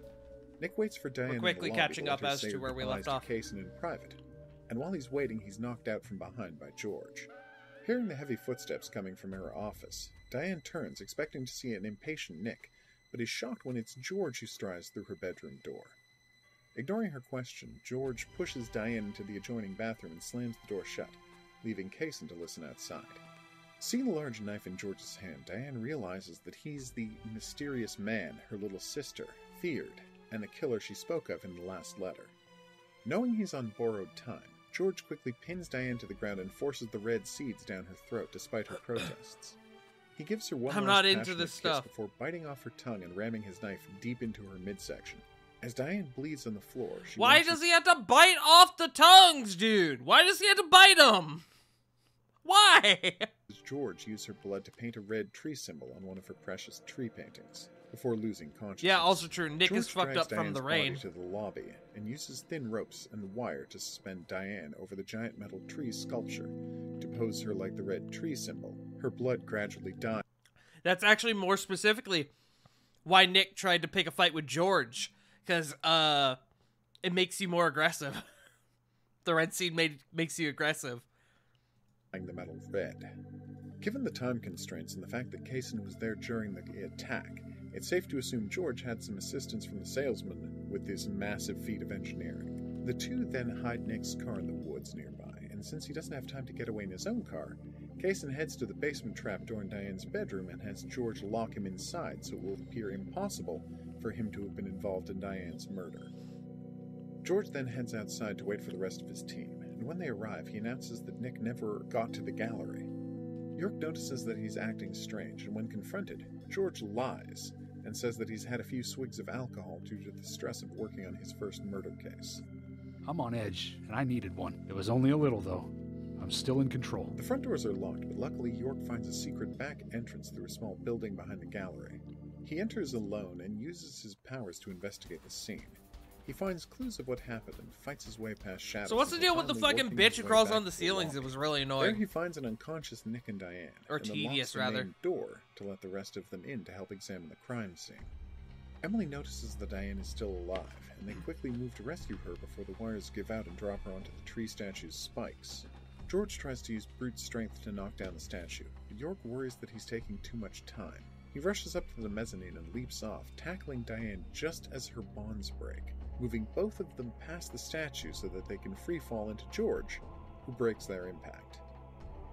Thomas is sent out to call for an ambulance, but Diane stands up and, in her drugged-out state, begins to offer an analysis of the erotic and horrific power of the statue she's standing next to. Everyone is frozen in shock by Diane's monologue, except for Nick, who begins to slowly walk towards her. George, I guess she's fucking blazed out of her fucking mind. Finger him as their attacker, makes a move to grab Nick and arrest him for attempted murder. When Nick violently pushes George away, he throws an elbow back into the teetering statue and force snaps the few remaining supports, and the statue begins to topple over. Emily attempts to move Diane out of the way, but she refuses to move and the statue falls towards them both. Diane is crushed to death and Emily is saved from death herself only thanks to being pushed out of the statue's path at the last moment by York. After her near-death experience, Emily freaks out and York attempts to comfort her. And then she was fine literally the next day. Willie! York's attention and leads him through the gallery to the secret back room and the locked storage basement underneath it. York breaks the lock on the door and opens it, discovering Kaysen inside. Kaysen quickly comes up with a lie to explain his presence. He'd come to the gallery for a rendezvous with Diane when Nick showed up, and a suddenly wary Diane locked him out of sight. It's a brilliantly conceived lie because at this point there are 3 people who were in the gallery when Diane was killed, and both Kaysen and George need Nick to be the prime suspect, so Kaysen crafts a story that suggests Nick had a violent temper and Diane was afraid of him. The next day, after Nick is safely locked away in a cell for the night after numerous interviews, George invites York out for a drink. York. Yeah, so now we're picking back up to where we left off in the story itself. Or in our playthrough, I'd like to talk to you about. Do you have any time later? Can't we just do it here? If possible, I'd like to go to a bar. Of course, we don't really have to. Uh-huh. A bar? Now that sounds... Yeah, so, hold on. Child abuse that resulted in the scars all over his back and face. Yeah. Then he apologizes for all of the times he interfered with York's investigative style and pledges to work closely with him from then on. Yes, yes. York, I'm sorry. And then we got to see now on. Fucking, what's You'll her have name? my Carol? total We got to see cooperation. her sing. George. She did a very been as nice little cooperative as you can ditty. be. You even invited an FBI guy to a bar for drinks. It's a brilliant move, and his heart-to-heart manages to allay York's suspicion for the time being. York then directly confronts Carol about the locket she took from Diane, but she still refuses to give him a straight answer about it. Shortly thereafter, Emily arrives at the bar. Unbeknownst to George, York extended the invitation to Emily, who was eager to let loose after the horrors of the night before, and even took the time to change into an evening gown. Startled by Emily's sudden appearance, George quickly excuses himself and claims that he's going to be heading home for the night, allowing York and Emily to spend some time getting to know each other better. York learns about the death of Emily's mother, and the special gold leaf necklace her mother left her that she keeps with her at all times. And the creepy fact that George tried to date her when she was underage. Yes. They split up and York heads back to his hotel to write a report on Diane's death. Even though George was confident that he was above York's suspicion thanks to their heart-to-heart in the Galaxy of Terror, it was clear from the interviews with Nick earlier that day that York just wasn't buying him as the serial killer. It was a pity, but he was going to have to return to his original plans of framing Thomas McClane. Additionally, despite his best efforts to convince York that Harry is just a kook, the agent has shown himself to be all too keen to listen to what the old man has to say about the Raincoat Killer. Worried what could happen if York finds the original 1956 investigation files, So George tried to blame and the revelation Thomas. within that the Raincoat Killer was more than a legend, as well as the ritual instructions that Thomas wrote for him, George decides to get rid of the evidence and frame Thomas at the same time. He heads to the sheriff's department and tells Thomas to go back home and wait for him there. Once he's gone, George enters the filing room and breaks into the filing cabinet containing the investigation materials for the 1956 massacre and all of the notes on the Raincoat Killer ritual. Then George goes to Thomas's apartment. At George's request, Thomas puts on the wig, dress, and heels. They relax and discuss the investigation. George shows him the files that he brought and orders Thomas to get rid of them, and then to go to the bar and lie low for a bit. Thomas can never refuse a direct order from George and leaves immediately without changing, while George remains in the apartment a moment longer to plant the wig he's been wearing while committing the murders, an exact match of the wig Thomas wears when he dresses as a woman. Over at the Great Deer Yard Hotel, York has just finished writing up his report, and as he's getting ready to go to sleep, Emily shows up at his door. And this was the last thing we saw, was this conversation. To drink alone. Over the next Someone's few hours gonna of die, drinking yeah. time, York ends up feeling comfortable enough with Emily to open up about the circumstances of the loss of his parents, and even his imaginary friend Zach. Once Emily goes home for the night, York heads to bed, chatting with Zach about their deepening feelings for her. I think she's starting to have certain feelings for you. If that's the case, Zach, you and I are rivals. Fuck This you. is a very serious I'll bite. situation indeed. Well, if it comes to that, let it be a fair fight. Agreed? Bark, bark, bark, bark, bark. Thomas makes the long drive up to Velvet Falls and throws the file into the river before returning to the Galaxy of Terror. Inside, he finds a distraught Carol, and they comfort one another in the secret clubhouse. Both feel that George's actions have gotten way out of hand, but neither feels strong enough to confront him. It's possible at this point Thomas may even realize, given George's recent request, that his lover is planning I never on framing realized him that for was the murders. Thomas. While Carol... You can fucking see his face. Hold on. Confront him. It's possible at this point Thomas may... You can see him right there. He's without the glasses, but you can, if you can fucking put together that that's Thomas. His lover is planning on framing him for the murders. While Carol, guilty over the loss of her friends, has also begun to suspect that she may be George's final target. That night, York finds himself in the White Room again, where he finds the spirit of Harry waiting for him. But York doesn't immediately recognize him because he's not wearing his famous mask. He then flashes back to the death of his parents, only now, instead of seeing his mother as merely his father's victim, she's transformed into a monster. He's shocked awake and frightened by the experience. At breakfast, York lets his coffee decide where to take the investigation next, and when he sees that a ring it leaves on a newspaper spells out the word Harry, he decides that it's finally time to confront Harry and find out what he knows about the murders and the town's history. Looks like the time that he was talking about has come. Let's go pay the problematic rich boy Fair enough. who owns half of the town a visit. He runs into Emily outside the hotel and finds out that Thomas has disappeared. Seeing no possible connection between Thomas and the murders, York isn't that concerned, and simply assumes that he's at home, drowning his sorrows. Emily assures him that the situation is more so everything serious from than here that, on and we York have not tells her seen that yet. Irrespective of her worries, he's going to go and check in with Harry, while George and Emily look for Thomas. Ugh, I was an idiot for thinking he might be a good pick. I really need to work on my taste. What's going on with the face? Harry welcomes York into his mansion and, through Michael, agrees to help York if the agent can find him the spot in the town where all of the red seeds are coming from. He offers a clue that leads York to Albero Graveyard, and inside of it, he finds a fenced-off copse of red trees, each one surrounded by a carpet of the red seeds. When he reports this back to Harry, the old man finally trusts York enough to speak to him without using Michael as an interpreter. He tells York about an incident 50 years earlier, and encourages him to find the old sheriff's files on the original Raincoat Killer. York heads to the sheriff department to look for the file, and once again finds himself pulled into the other world.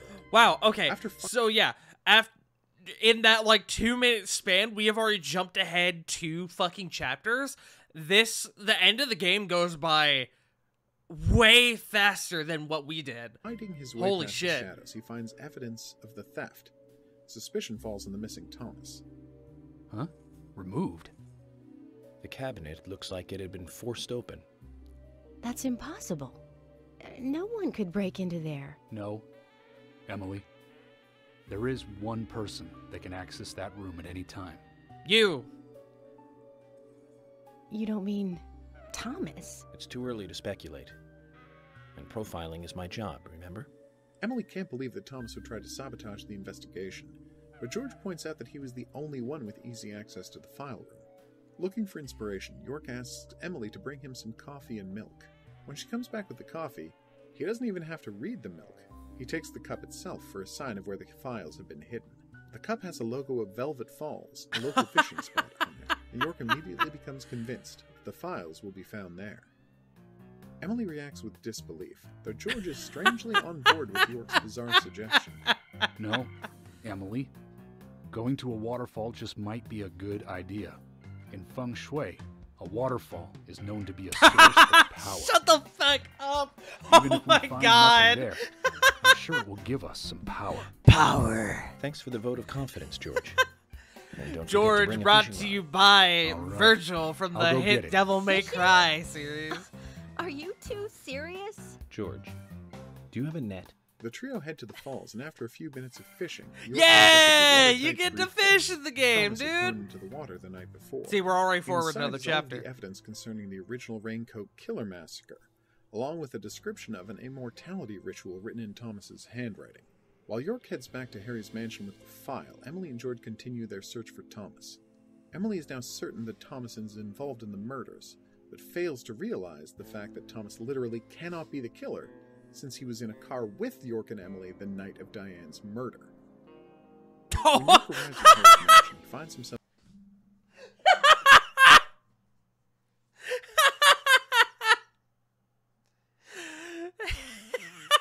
That's fucking true. He literally... Emily, please. He literally couldn't have done it.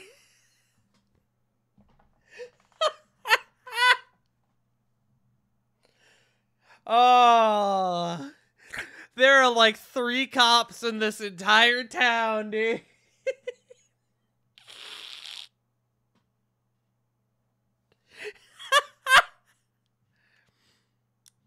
All right, chapter 18. I'll write forward another chapter.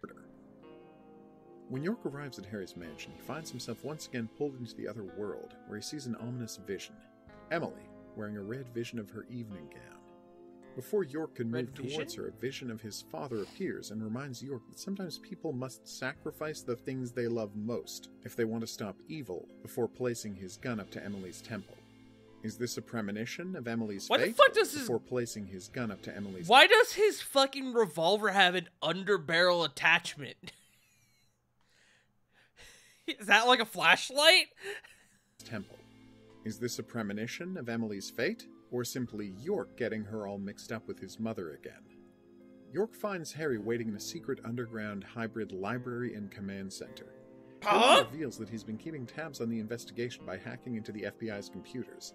And he tells York the story of the original Raincoat Killer back in 1956. Emily then arrives at the mansion to collect York. According to George, there's been a report that Thomas has been seen at his apartment. It's doubtful that this is a real call, and more likely, George simply wants an excuse to break into the apartment so York can see more evidence linking Thomas to the crime. Inside the apartment, York finds evidence that 2 people were there in the recent past. Emily and George headed to the bridge to set up a roadblock in the hopes of catching Thomas leaving town. York points out that Thomas has had more than a day to... See the way the car fucking zoomed? Yeah! Thomas has had more than a day to flee if he'd wanted to. So that car goes from 0 to 100 in like 0.2 seconds. So it's much more likely that he has unfinished business here in town.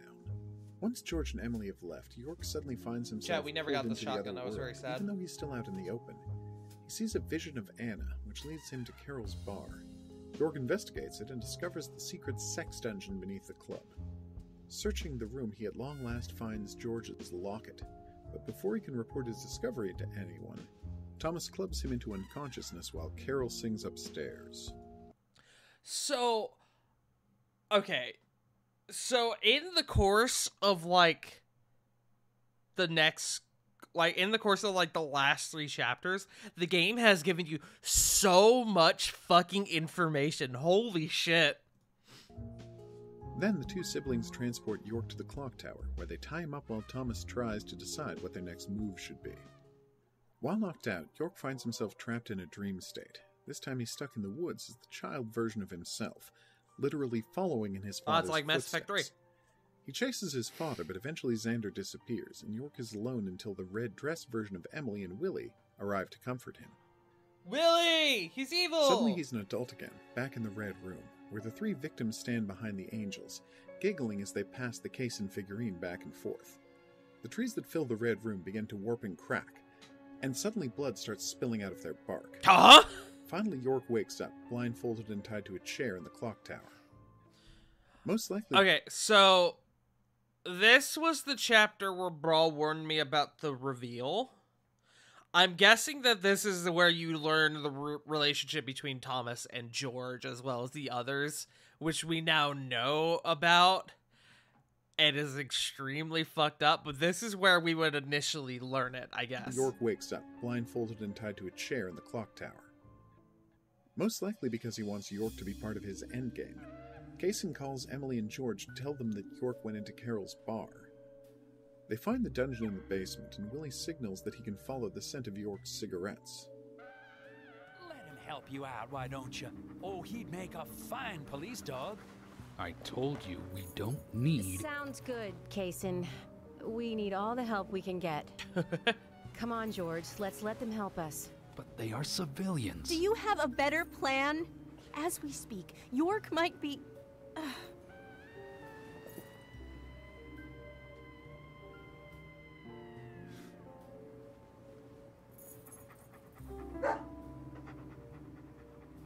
Mark!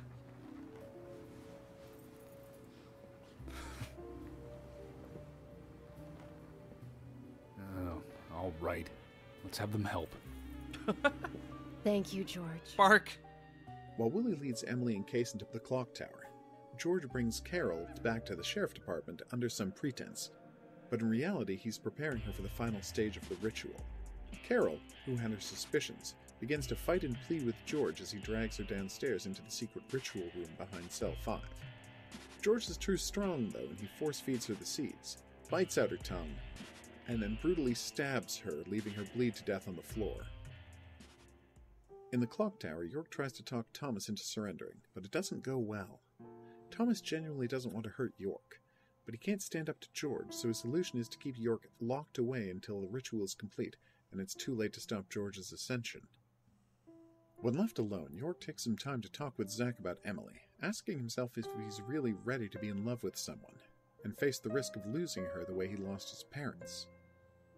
Emily and Kaysen arrive at the clock tower, but can't reach George on the radio to get any backup. Emily decides to go in on her own and tells Kaysen to keep trying to call George. Inside the clock tower, the remnants of the gas are so thick and Kaysen's presence nearby is so powerful that Emily finds herself pulled into the other world temporarily. Do we play as Emily during this? She doesn't have York's experience with the supernatural. Oh, we do! She runs through some shadows and makes her way to the machine room of the clock tower. Just before she arrives, Thomas takes a moment to say goodbye to York, announcing that he believes fate can't be avoided, and that he was always going to wind up in a final confrontation with the woman who George loved more than him. He goes out into the gear room and confronts Emily, blaming her for everything that's gone wrong with George. They have an intense gun battle that ends with a wounded Thomas seeming like he's ready to surrender. But then he tries to slash Emily to death, only to have Willie save the day, mauling him until he accidentally stabs himself. Knowing that he's just from dying, Thomas commits suicide, diving off of the gear face first into a swinging... Oh my god! Oh, Jesus God! Holy shit!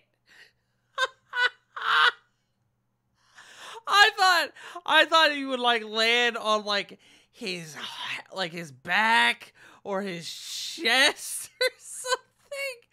Good Lord! Into a swinging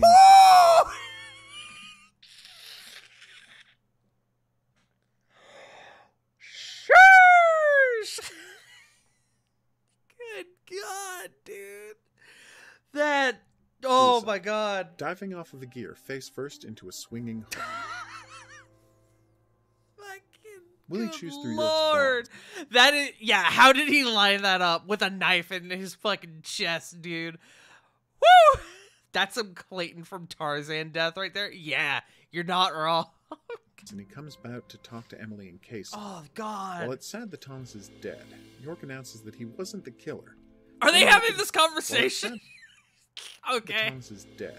Can somebody get Thomas down, please? Pointing out that he had an alibi for each murder. Emily, are you out of your mind? Thomas was certainly neck deep in this. But he didn't kill the girls. He has concrete alibis for all 3 murders. Why is he talking to He also Zack? doesn't have the reverse peace symbol on his back. These are basic facts that for sure you haven't forgotten. This isn't Yeah, accurate, Emily, he only had a idiot. solid alibi for Becky and Diane's murders, but the point is still valid. The only possible killer is George. Love G himself. George? George is the killer? And since when did you start thinking this? Just as they've come to that conclusion, Emily's radio springs to life. It's George, asking what happened to her search for York. Thomas is dead.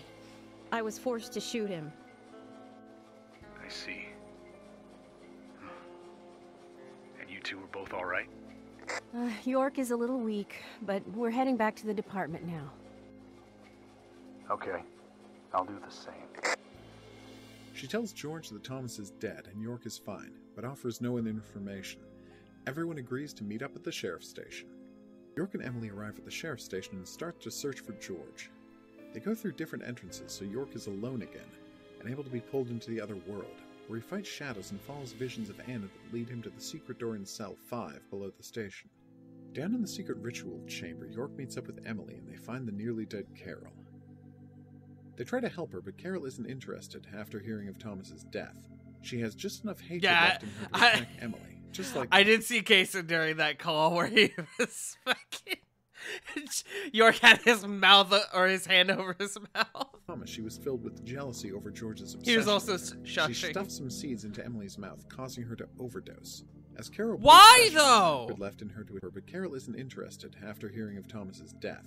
She has just enough hatred left in her to attack Emily. Oh, just that's like right. Thomas, she was filled with jealousy over George's obsession with That's her. right. That's she right. She stuffed some seeds into Emily's mouth, causing her to overdose. As Carol bleeds to death, York carries Emily out of the sheriff's station and brings her to Kason's truck, ordering him to take Emily to the hospital immediately. Kason advises York to come along as well, and York says that he has to stay and deal with George once and for all. Kason warns that if anything happens because York didn't come along, he's not responsible for it. But he was! And is a particularly sinister comment because he's not able to remember all of the clues in the dream world has given him about Kason's true nature. He's not able to fucking truck says red to red. A particularly sinister or red to reb, I guess. Sinister comment because he's not able to remember all of the clues. Yeah, he did have the doghouse on the truck about Kason's true nature. So while York heads into the sheriff department for a final showdown with George, Kason takes Emily back to the theater. Under the prolonged effects of the Red Seas, Emily hallucinates she's with York, and the seeds' amorous effects allow Kason to easily have his way with her. That's where I use the seeds on Anna.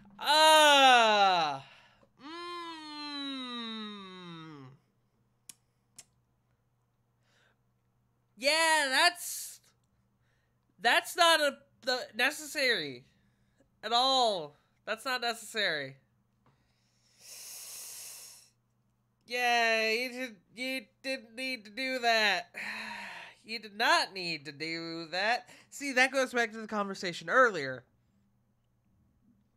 Do you need to have sex with someone to fertilize the seed? Because the tree's already fucking growing right there, unless he's like holding one. Which he could be, but I'm pretty sure that's the one that's already growing. Yeah, nobody in this game needed to do anything. Amorous effects allow Kason to easily have his way with her. That's where I use the seeds on Anna and Gross. Becky. Amazing results, let me tell you. The seeds on... By the way, this is, Kason's like, yeah, not my fault, by the way. Cough. Becky. Amazing results, let me tell you. They because went apparently berserk, we can't blame him. like cats in heat. As a result, the seeds inside Emily germinate into a sapling. Oh, didn't I tell you? Getting these saplings to sprout requires a certain technique. Kason did say he was the only one who could get them to sprout. Soon enough, that tree will grow and drain out her life force. Oh. York heads back into the sheriff department, fighting his way past hordes of shadows until he finally meets George on the roof. They talk for a few moments about George's motivation and their shared appreciation for Emily. Then George completes his transformation into an ogre, and they battle in the other world. York defeats George, and he's struck by lightning, killing him and dispelling the supernatural layer over their battle, leaving George a regular human being once again, albeit one charred black and frozen. Smote by God! Oh, wow. Okay. York collapses after the ordeal and finds himself once again trapped in the Red Forest, this time seeing all of the people killed over the course of the story. He then finds Emily and Harry in the White Room. Emily is silent, morose, as she holds the Kason doll in her hands. Harry tells York that he isn't ready to die just yet, and he wakes up in the hospital. He finds out that Kason brought him there and left a letter for him to read. It's been more than a day since the fight with George, and York discovers, much to his surprise, that Emily was never brought to the hospital. Emily? What, she hurt too? She hasn't come into the hospital. His fingers are facing through the magazine. I told Kason to bring it. Wait, so Kason, knowing that York has killed George, rather than killing him and saving his own ass, then feeding him the seeds, then proceeded to bring him to the hospital. Why? You're here. Kaysen? Was it just so Kaysen could fuck with him? Came. He's the one who brought you here. Which reminds me, he asked me to give you this. I guess it was just to fuck with him. Inside the envelope is a key and a map directing York to George's house. He rushes over there and discovers not only that the sheriff has been living in squalor, but also evidence of the wire used in all of the crimes. Okay, or maybe it's just to how fully intense blame his obsession with George. Emily really was, with a full-on stalker I guess he's attempting shrine to with save his numerous own secret skin. photos taken of her, and stolen items and things she used and touched in evidence bags hung around the room. York Gross. also finally meets George's sick mother. George had kept her mummified corpse hidden in the basement. While the sapling within her womb was long gone, Yeah, no, like, he could have just fragments killed of him. the tree still poked out through her eye sockets. Meeting the mother is always a bad experience after killing the son. Seeing those little bits of the tree in this context makes York realize that the killer's symbol was never a reversed peace sign at all. It was a red tree all along. You're fucking And that dumbass, dude. Kaysen had been the mastermind behind all of the Red Scene murders. Beside Mrs. Woodsman's corpse is a framed photo of a gleeful George showing off his special locket next to a bemused Kaysen.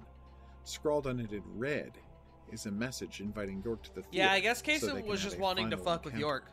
York rushes to the theater in the pouring rain and discovers that all of the townspeople are waiting for him.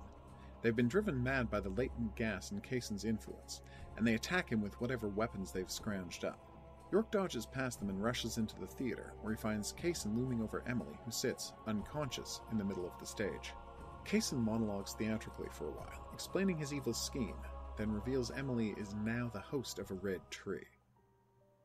York flashes back to the death of his parents and realizes Kaysen was there. Remove that sapling from her body, Kaysen. Xander, it's too late. Once it's like this, I can't do anything to stop it. And that he's now replaying the last moment of their lives. This realization allows Zack to break through his mental blocks, and suddenly he's able to remember that York is the spirit that came to him in order to protect him after Kaysen's attack.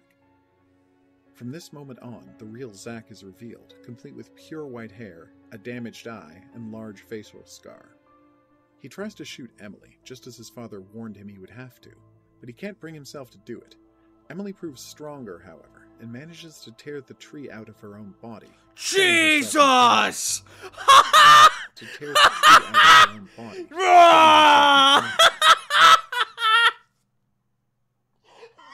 That's hardcore as fuck, dude! Holy shit! That's metal as fuck, dude!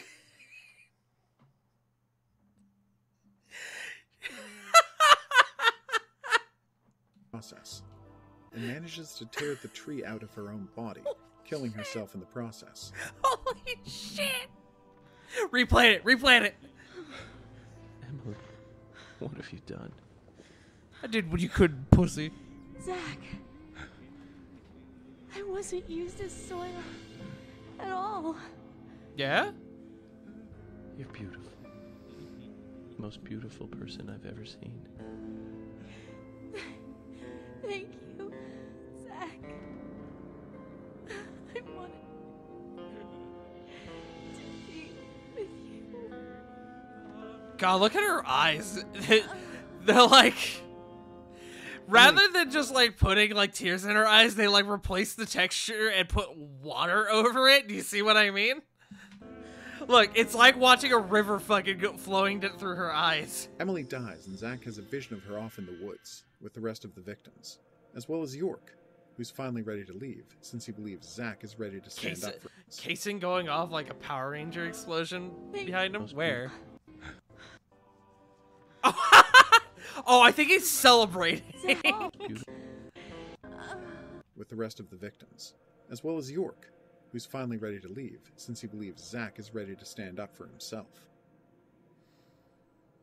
Man, so the whole moral of the story is trauma, huh? Oh my god! That's a Dark Souls boss!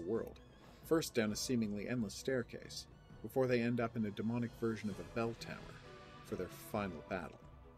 Zack finally defeats Kaysen by attacking the doll version of him that serves as a link between the other world and Earth. Which finally forces Kaysen to reveal his true form.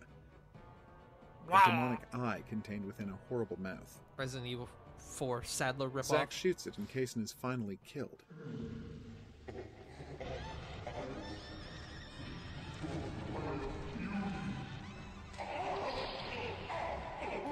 Why is he a demon, though?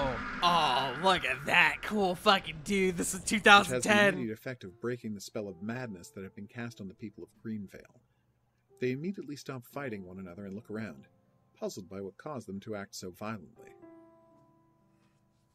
Emily, York tries not to show it, but he's pretty shy. She's dead, Don't wait dude. for him to propose.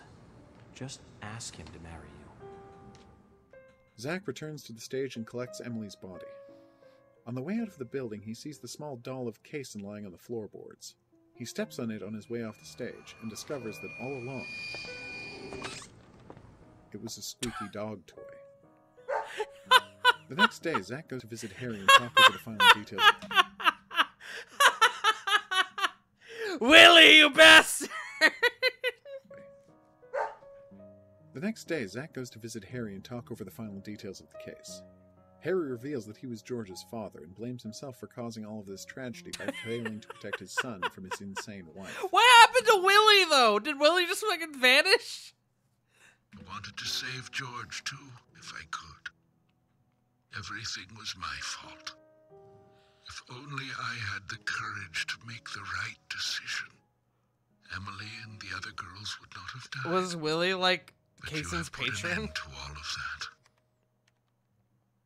On his way out of town, Zack spots the red dress version of Emily off in the woods and chases It after said her. in the beginning the red He trees finds control Jim the and evil twins that out in is the woods. the demon The of twins Willie get a and message from Kaysen. Emily's spirit. Emily kind of told us to give this to you. Emily said it's a present for Zack. Oh, thank you. Is it the gold leaf? Where did you get this? Emily That asked us called to give it ugly to as shit. See? She's over there. There's another Zack there too. You're twins, just like us. Emily couldn't give it to you herself. She said she's too embarrassed. There's Willie! So, she asked us to hand it to you. Who gives them her Is precious Willie gold evil leaf or necklace no? to hand over to Zack. He takes it and bids farewell to Emily, York, and all of the goddesses of the forest. With the case closed, Zack leaves town after learning one final piece of haunting information. In the cupboard behind the reception desk in the hotel is a picture from when the clock tower was completed, in which a 20-something Polly is standing just a few feet away from Kaysen, who looks exactly the same as he did 50 years earlier.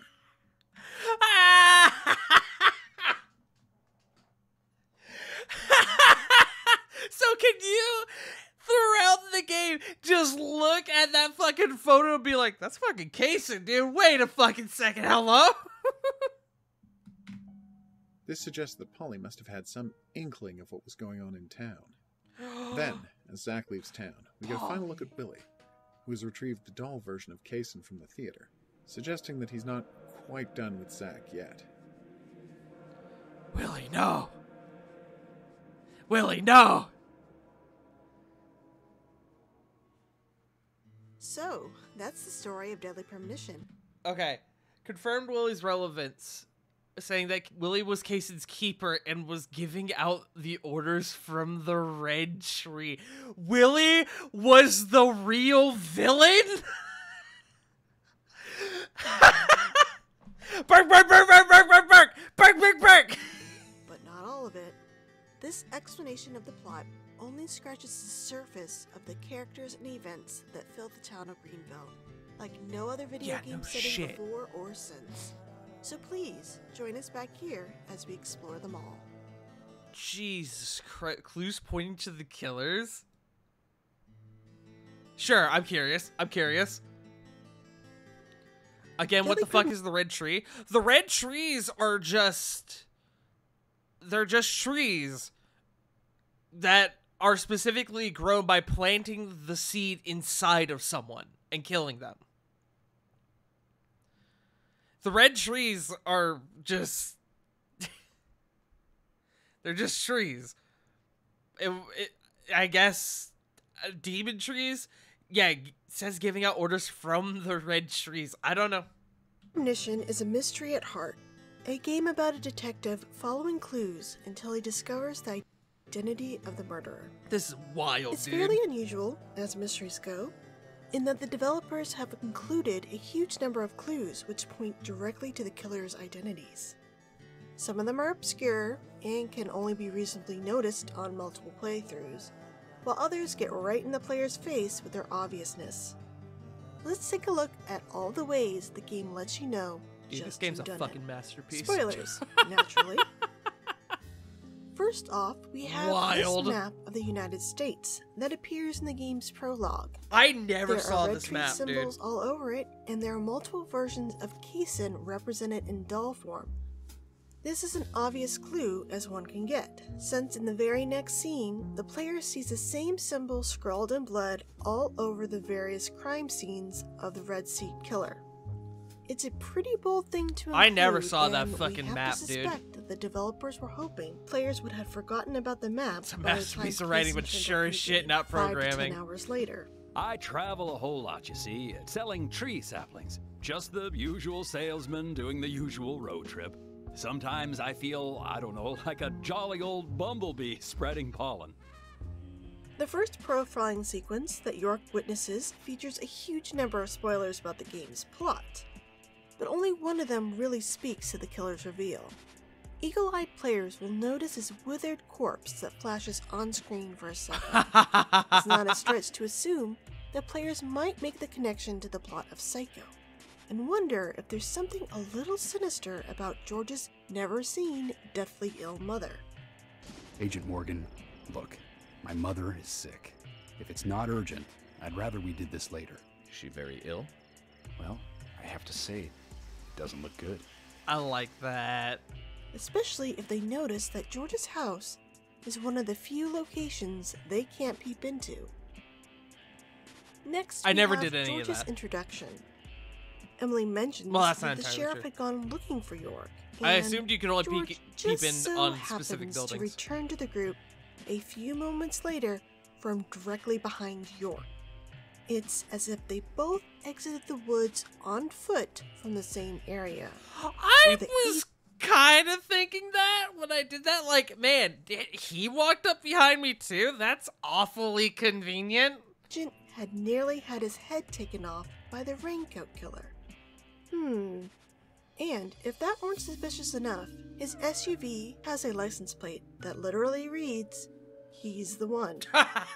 In later releases of the game, this was changed to "I am the one," so that it would have a double meaning, where players could assume that it just referred to his imperious nature. Originally, though, the game was upfront I am the about one, don't identifying weigh a one of the ton. killers for anyone paying Don't need attention. to get respect up on the It's street. obvious fairly early on that the red trees and their seeds are at the heart of the mystery.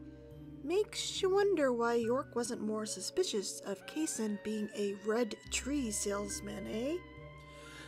See, me I tell was. you, That's what I was thinking. I'm Like, pretty much the I only definitely one noticed who the connection knows between the saplings trees, the sprout. saplings, and the There's a fucking trick red to it that vines. can't really be I was like, passed on, you know? It's like, oh, the secret of making a good smoked ham, something like that. But you know, once they sprout, you don't need to do much. You can leave it be, and why, it'll turn into a big tree no matter what happens. It's kind of another obvious clue thrown in by the developers that Kaysen is involved in the Red Seed murders.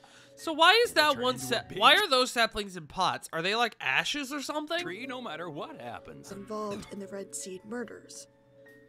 But less obvious is that it's worth noting that there are also full-grown red trees in only 3 locations in the game. At the graveyard, George's house, and the sheriff's department. This provides a key link between Death, the trees, and George. Oh, I like Especially that. when one notes that the red Oh, tree that's was actually not planted by clever. the I like sheriff's department that. until after 1956, since it's not there in the flashback. I never noticed the red seeds, tree outside the as a sheriff's result, department. are connected even more strongly to the modern sheriff department, as well as George. I never noticed The that. sheriff's department itself hides a few secrets. Not only is the storage room one of the only places you can find raincoats during the game, It also transforms into a repository for the Raincoat Killer's red attire once York enters the otherworld there. Additionally, York can clearly see the secret door Dude, leading they to the put ritual thought room into this in game. one of the used cells behind a propped-up mattress when he picks up the lost Southern Flying Squirrel key for Thomas. He can't do anything with it yet, but... Now, I went in there and I noticed the mattress propped up against the wall, but I don't think I thought anything of it. I think I just got the key, turned around, and left again. It's worth I don't think noting I that ever such a strange acknowledged door the mattress. couldn't exist without the sheriff knowing Or about it. I don't think I even noticed the door. If I don't know. I would have to go back and look at the FK VOD. wasn't enough. Kaysen's involvement in the town's shady If the history game ran is better, it would be a also great game. highlighted Oh, this through is a some of great the decorations found within the Great Deer Yard Hotel during the game. This is a Behind the great game. reception desk, there's a photo that features Kaysen standing next to a young Polly on the day of the clock tower's grand opening. Oh, that. We took it when the clock tower was built. 50 years ago? Can you see that at That's any right. point in the game? That's me in the middle. I was pretty popular back then. Men were always around me. Ayo. Placing him and his trees at the center of the mystery of the original Raincoat Killer, as well as suggesting that he has some eerie powers to keep his young looks for so long. I don't deserve to live. Well, unfortunately, I've always been more than human. I'm a messenger of the Red Tree, a citizen from the Red World. Okay. They make sure that this photo is highlighted during the epilogue, but you have to note that it's been there the entire time. It's for been players there to the notice on their entire time! own.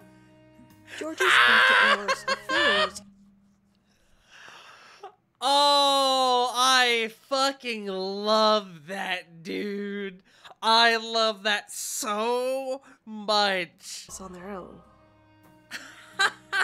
George's after-hours affairs also provide a fairly big hint. I'll tell you exactly what would have George's happened if I had noticed that photo. I would have assumed that that was a photo of all the current people living in town and nothing else.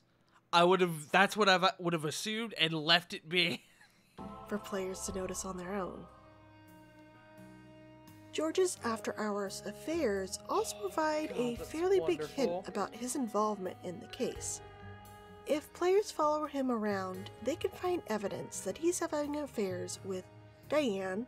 If I may be so bold, who was the lucky man? Oh, I sleep with anyone I wish. Anyone I prefer. Yeah, so I didn't know that you could just go around and peep on people in this game. I never thought of it. I looked in a couple windows at a couple places, and I just assumed that that was specific to those places. I never at any point thought you could go around, you could follow people around and fucking, like, look at their daily lives, look for clues proper. I just assumed following the main story was how you solve the mystery. That's so fucking clever. I like that. I guess she had her eye on one of them, but I don't know who it was exactly. Are you into art? Actually, yes. I like going to the gallery. It's very relaxing there. Really, George? I never knew that about you. Oh my god, that's right. You have this conversation on the drive. I'm just as cultured as everyone else. And the McLean siblings. But me and Carol, we love not him, but a different person. My lovely G. He knew that he was only being treated as a substitute for Emily. He knew that. And Carol knew too. But they played along with your sick games. When added to the revelations about Anna and Becky's secret activities, it's not a difficult set of dots to connect. Yeah. There's Nick a sequel. is suspected because Olivia thinks he might be This having game an got a affair sequel, with but I think Diane. it's supposed to be a prequel. But since George's behavior escapes the main story's scrutiny, it's up to the players to figure out what's really going on. In one of the most direct clues in the game, the badly injured, dying Becky points at George with the last of her strength. Only York is in a position to notice it, but he's distracted by the vision of Anna.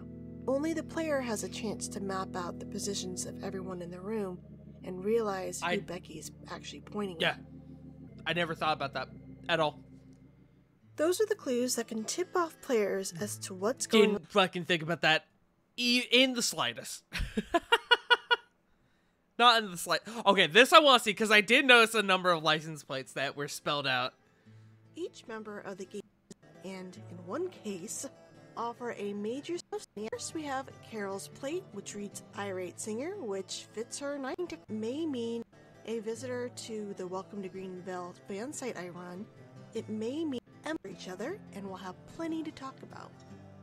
Fiona's license plate, Chips for You, is a reminder of her crush on Usha, who's especially fond of the snack. Interestingly, the car and the plate are reused for other characters who don't get custom vehicles of their own, such as... So, obviously, Emily's plate lets us know that she loves movies, so obviously she and York are made for each other. Oh. And only the he deals. George's tree with Gina.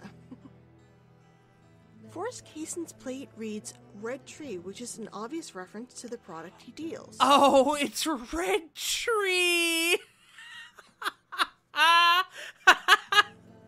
George's plate is the aforementioned the one in one. Some have just I fucking Harry love as that. An ambition or just a prideful boast.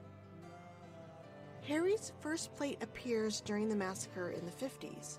Some have suggested that it reads to die again. Possibly because he'll die twice, once when he's killed off his original persona, and another time when he dies as Harry Stewart.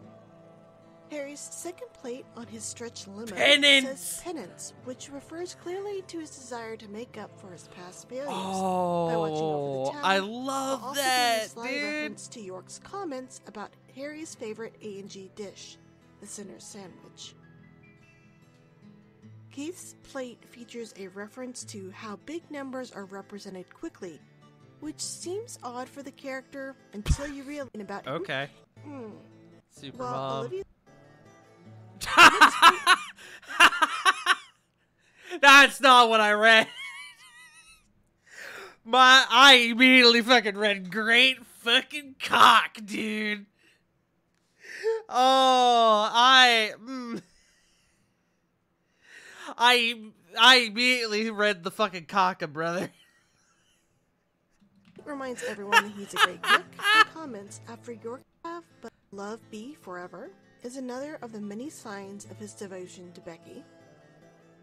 Richard's plate, Swery 65, is of his Hold on, devotion. can we talk about Quint's car real quick, considering how he was talking about how he doesn't have that much money? Okay. Bar, which also two different plates. The SUV says video games. I noticed that while one. the sedans read Spy Fiction, a previous game by the said developers, which feature earlier appearances by characters like Forrest Cason and Lysander. Oh, Thomas's that's plate funny. is a reference to his famous Love G tattoo. Usha's Uh-huh. plate is a little confusing since it appears to is two was present. York and It's fucking the password to his computer. Has the strangely self-aggrandizing plate York and Zack are wonderful, which is obviously accurate. In addition to the game characters, there are other cars that drive around town and park next to houses, representing Greenville's other unseen inhabitants. We'll start off with a bit of a stumper. Anna's plate reads HEITA 23, and there's no clear explanation to my name is. In South Africa, it's a slang greeting. It's also a name of a train station in Japan. And if read phonetically, it could also just be a crude, hey, TNA 23, which next we have D. I don't think these really matter. can only Yo, be dog! for the Northwest, who knows? And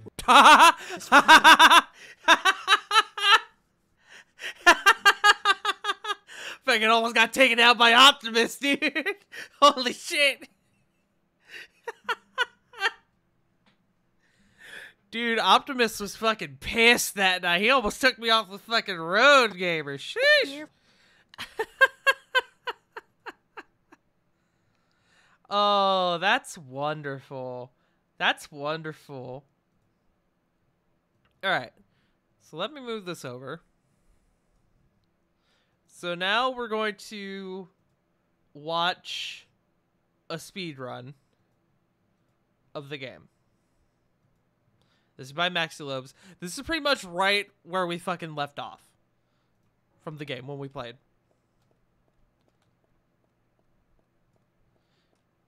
What do I even do? That's a good that's a good thing to hear.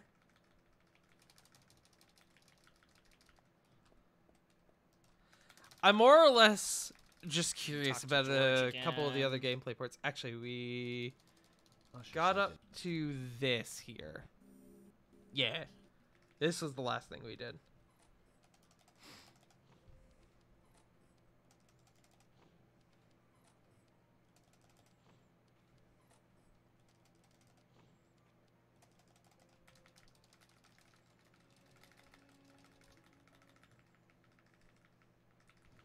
There's a whole lot of shit on screen right now. Do y'all see this?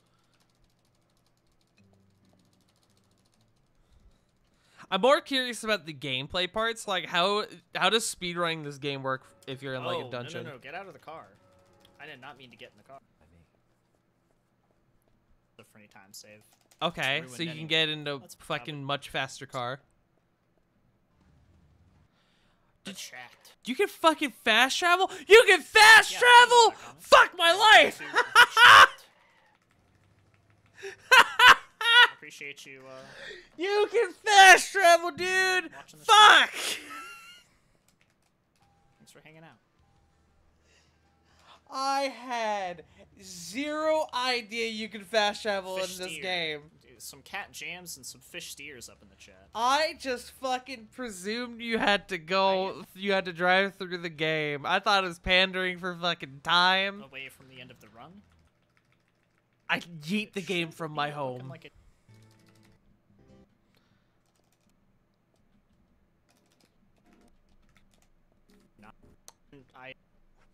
See, that was already a chapter fucking done right there. Oh my god, that happened in my PB. I fell through the map. That's right. Holy shit. Alright, fair enough.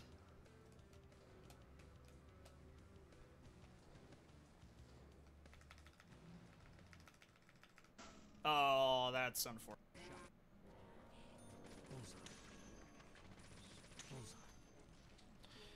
It would make sense that the fucking, the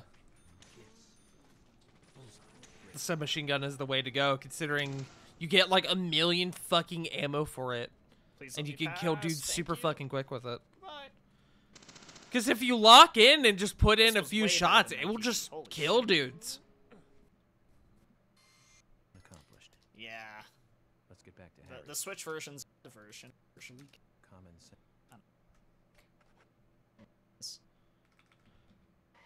Oh, that's what the flares were for. The flares are used for fast travel. I thought it was just if your car breaks down, you can just get another one. Oh, okay, that makes... All right, fair enough. It's more fun that Fair way enough. anyways. That was a misunderstanding on my part. I just assumed that was... It's just to get a new car, so you didn't have to fucking walk if your car broke down.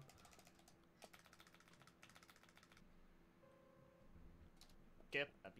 Fair fucking no. Oh god, puzzles. Yeah, I'm good, thanks. I think I got... Yeah, like I can already tell how fucking fast these next few chapters go. Why would you assume that? It was literally like you can use it to summon a police car. It's like, okay, I can get a car in case mine breaks down. Alright, so here, this is the shit I'm curious about.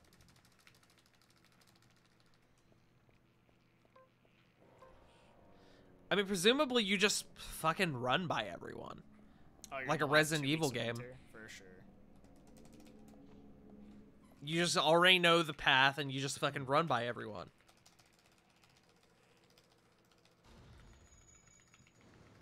Too much noise.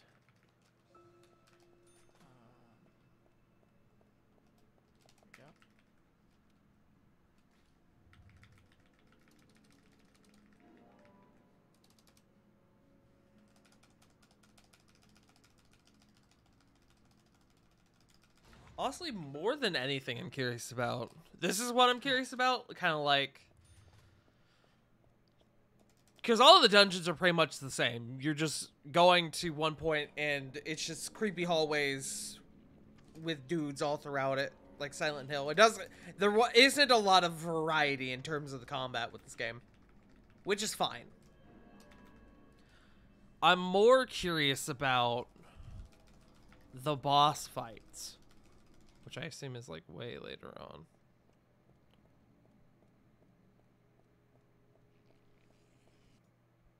The amount of Resident Evil. Oh, okay. So this is the George boss fight. Nice. Okay. Clever. Last George fight.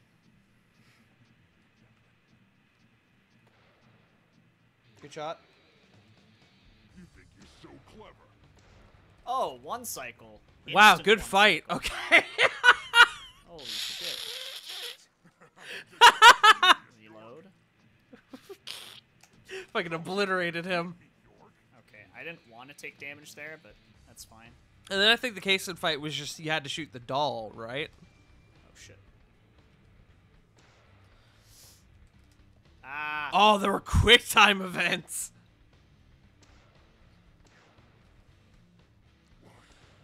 God, even like, even with how built he is, like, I think one shot almost completely took him out, dude.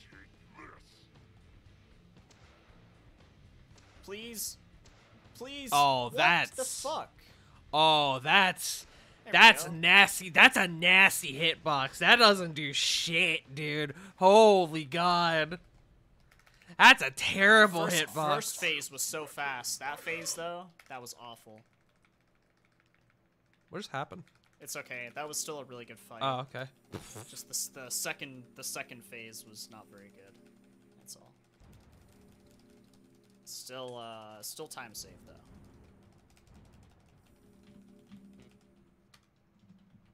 $10 seconds. We'll take it. We'll take it, dude. Alright, so now I'm curious. Oh, so there's a section where you play as the killer. What is essentially a flashback, I think? Interesting. Okay. God.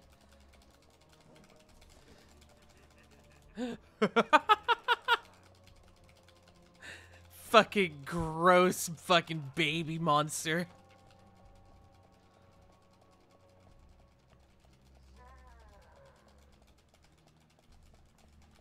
I'll squash you like a frog. Okay, bye.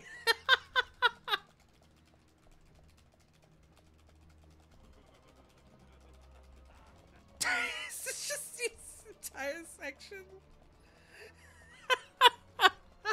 I don't know what I expected, frankly. Wow, that was garbage. He rolled and he still got hit. Hello? It might depend on frame rate, maybe.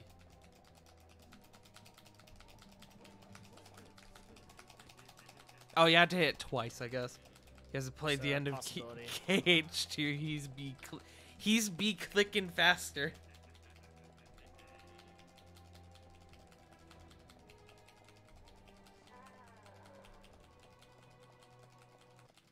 I'll squash you like a frog.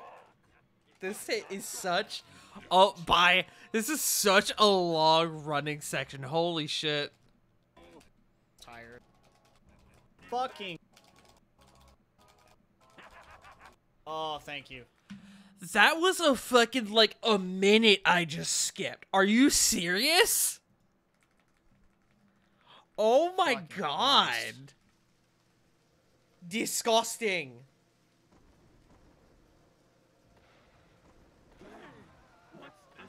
Oh my God, that one shot did that much damage with this damage comparatively to the damage against fucking George with the same gun.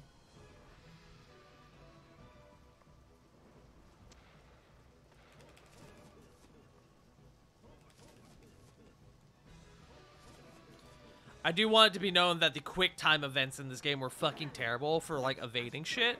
Just because... Clutch. They would hit you with, like, 8 different fucking things. Like, 8 events. And each one would be, like, 5 seconds to get through. Not that much, of course. That's an exaggeration. But it's still... They're still long and they're slow and tedious. And you had to do, like, 1,000,000 of them.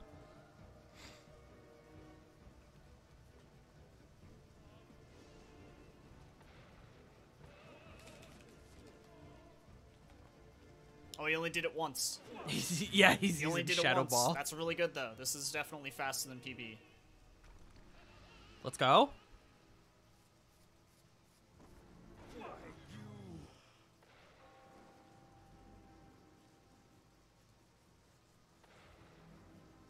I expected this fight to be more climactic.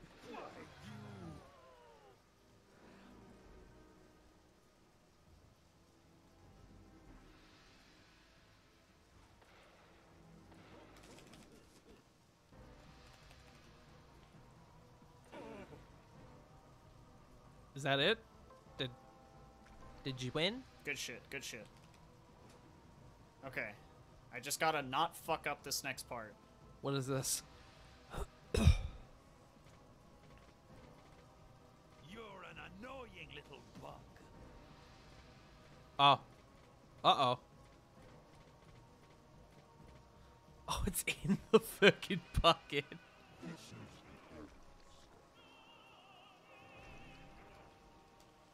Oh, look at that. Dude, he did it automatically too. He didn't like walk around before doing this. Fuck yeah. That's how the fight ends. Oh my god, dude. Dude. My sum of best is sub 310? What? Fair fucking enough. Oh, this split's incorrect, actually. Hold on. Oh. All right. Well, that's fucking interesting. All right, chat. Well, that was fun.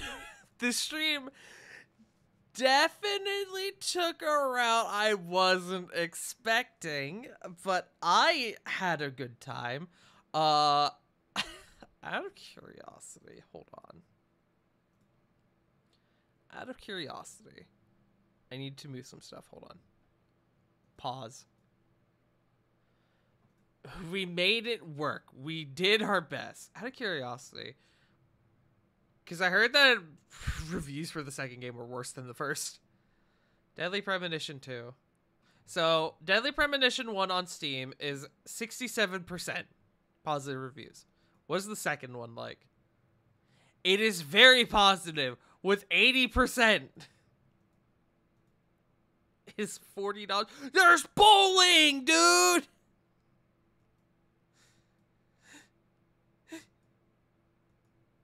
So, let me see. Deadly Premonition 2, A Blessing in Disguise, is an open-world survival horror video game, serving as both a prequel and sequel to the original Deadly Premonition, the director's cut.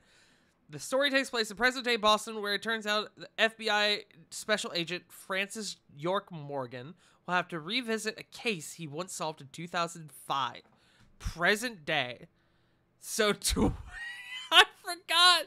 This game came out last year, dude! Wait, so it's present day, so does the game take place in 22? So why is he York again?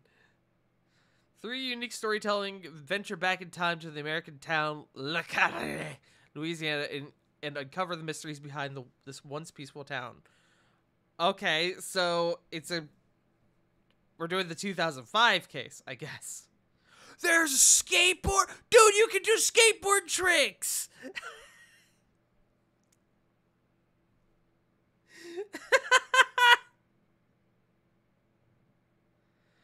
Oh, fuck.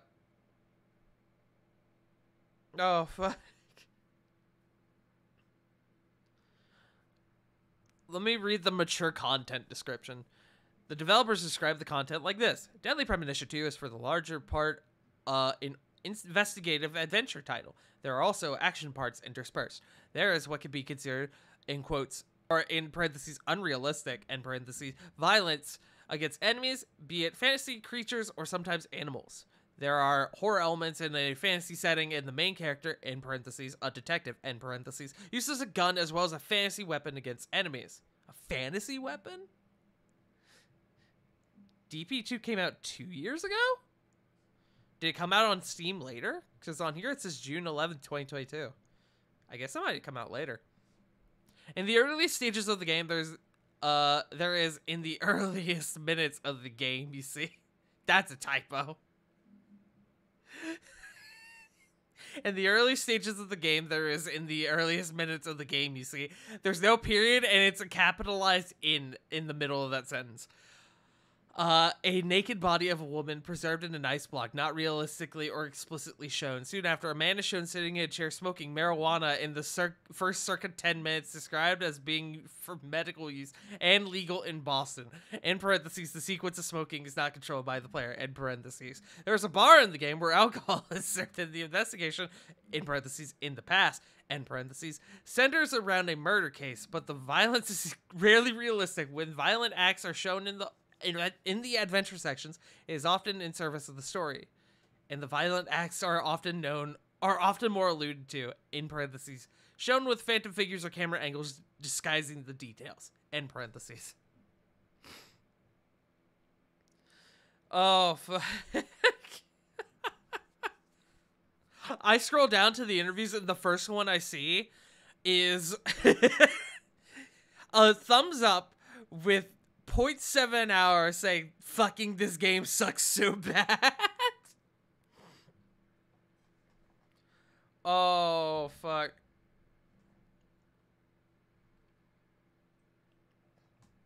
More broken than the first, but then immediately followed up with not as broken as the first. Now I'm getting mixed results.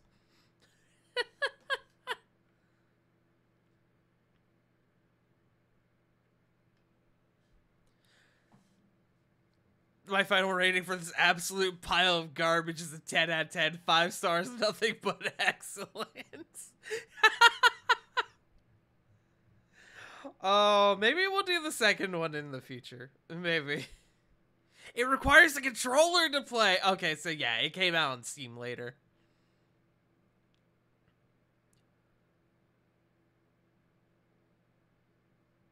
Yeah, the Steam port came out later.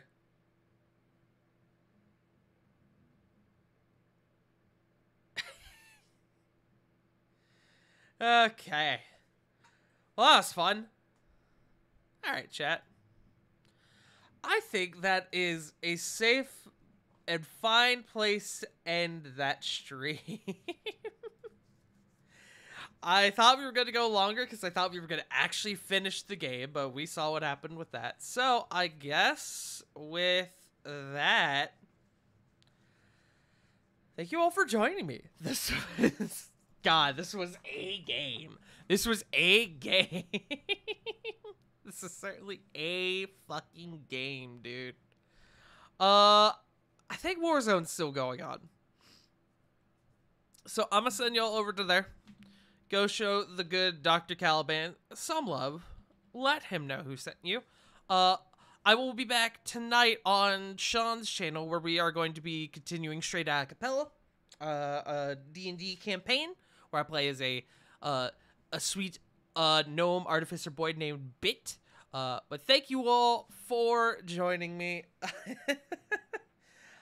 We will also have our next stream tomorrow, 6:30 p.m. CST, where our party is going to be continuing War of the Shattered Sun, where nothing is going wrong. Smile. But thank you all for joining me. I appreciate and love each one of you very, very much.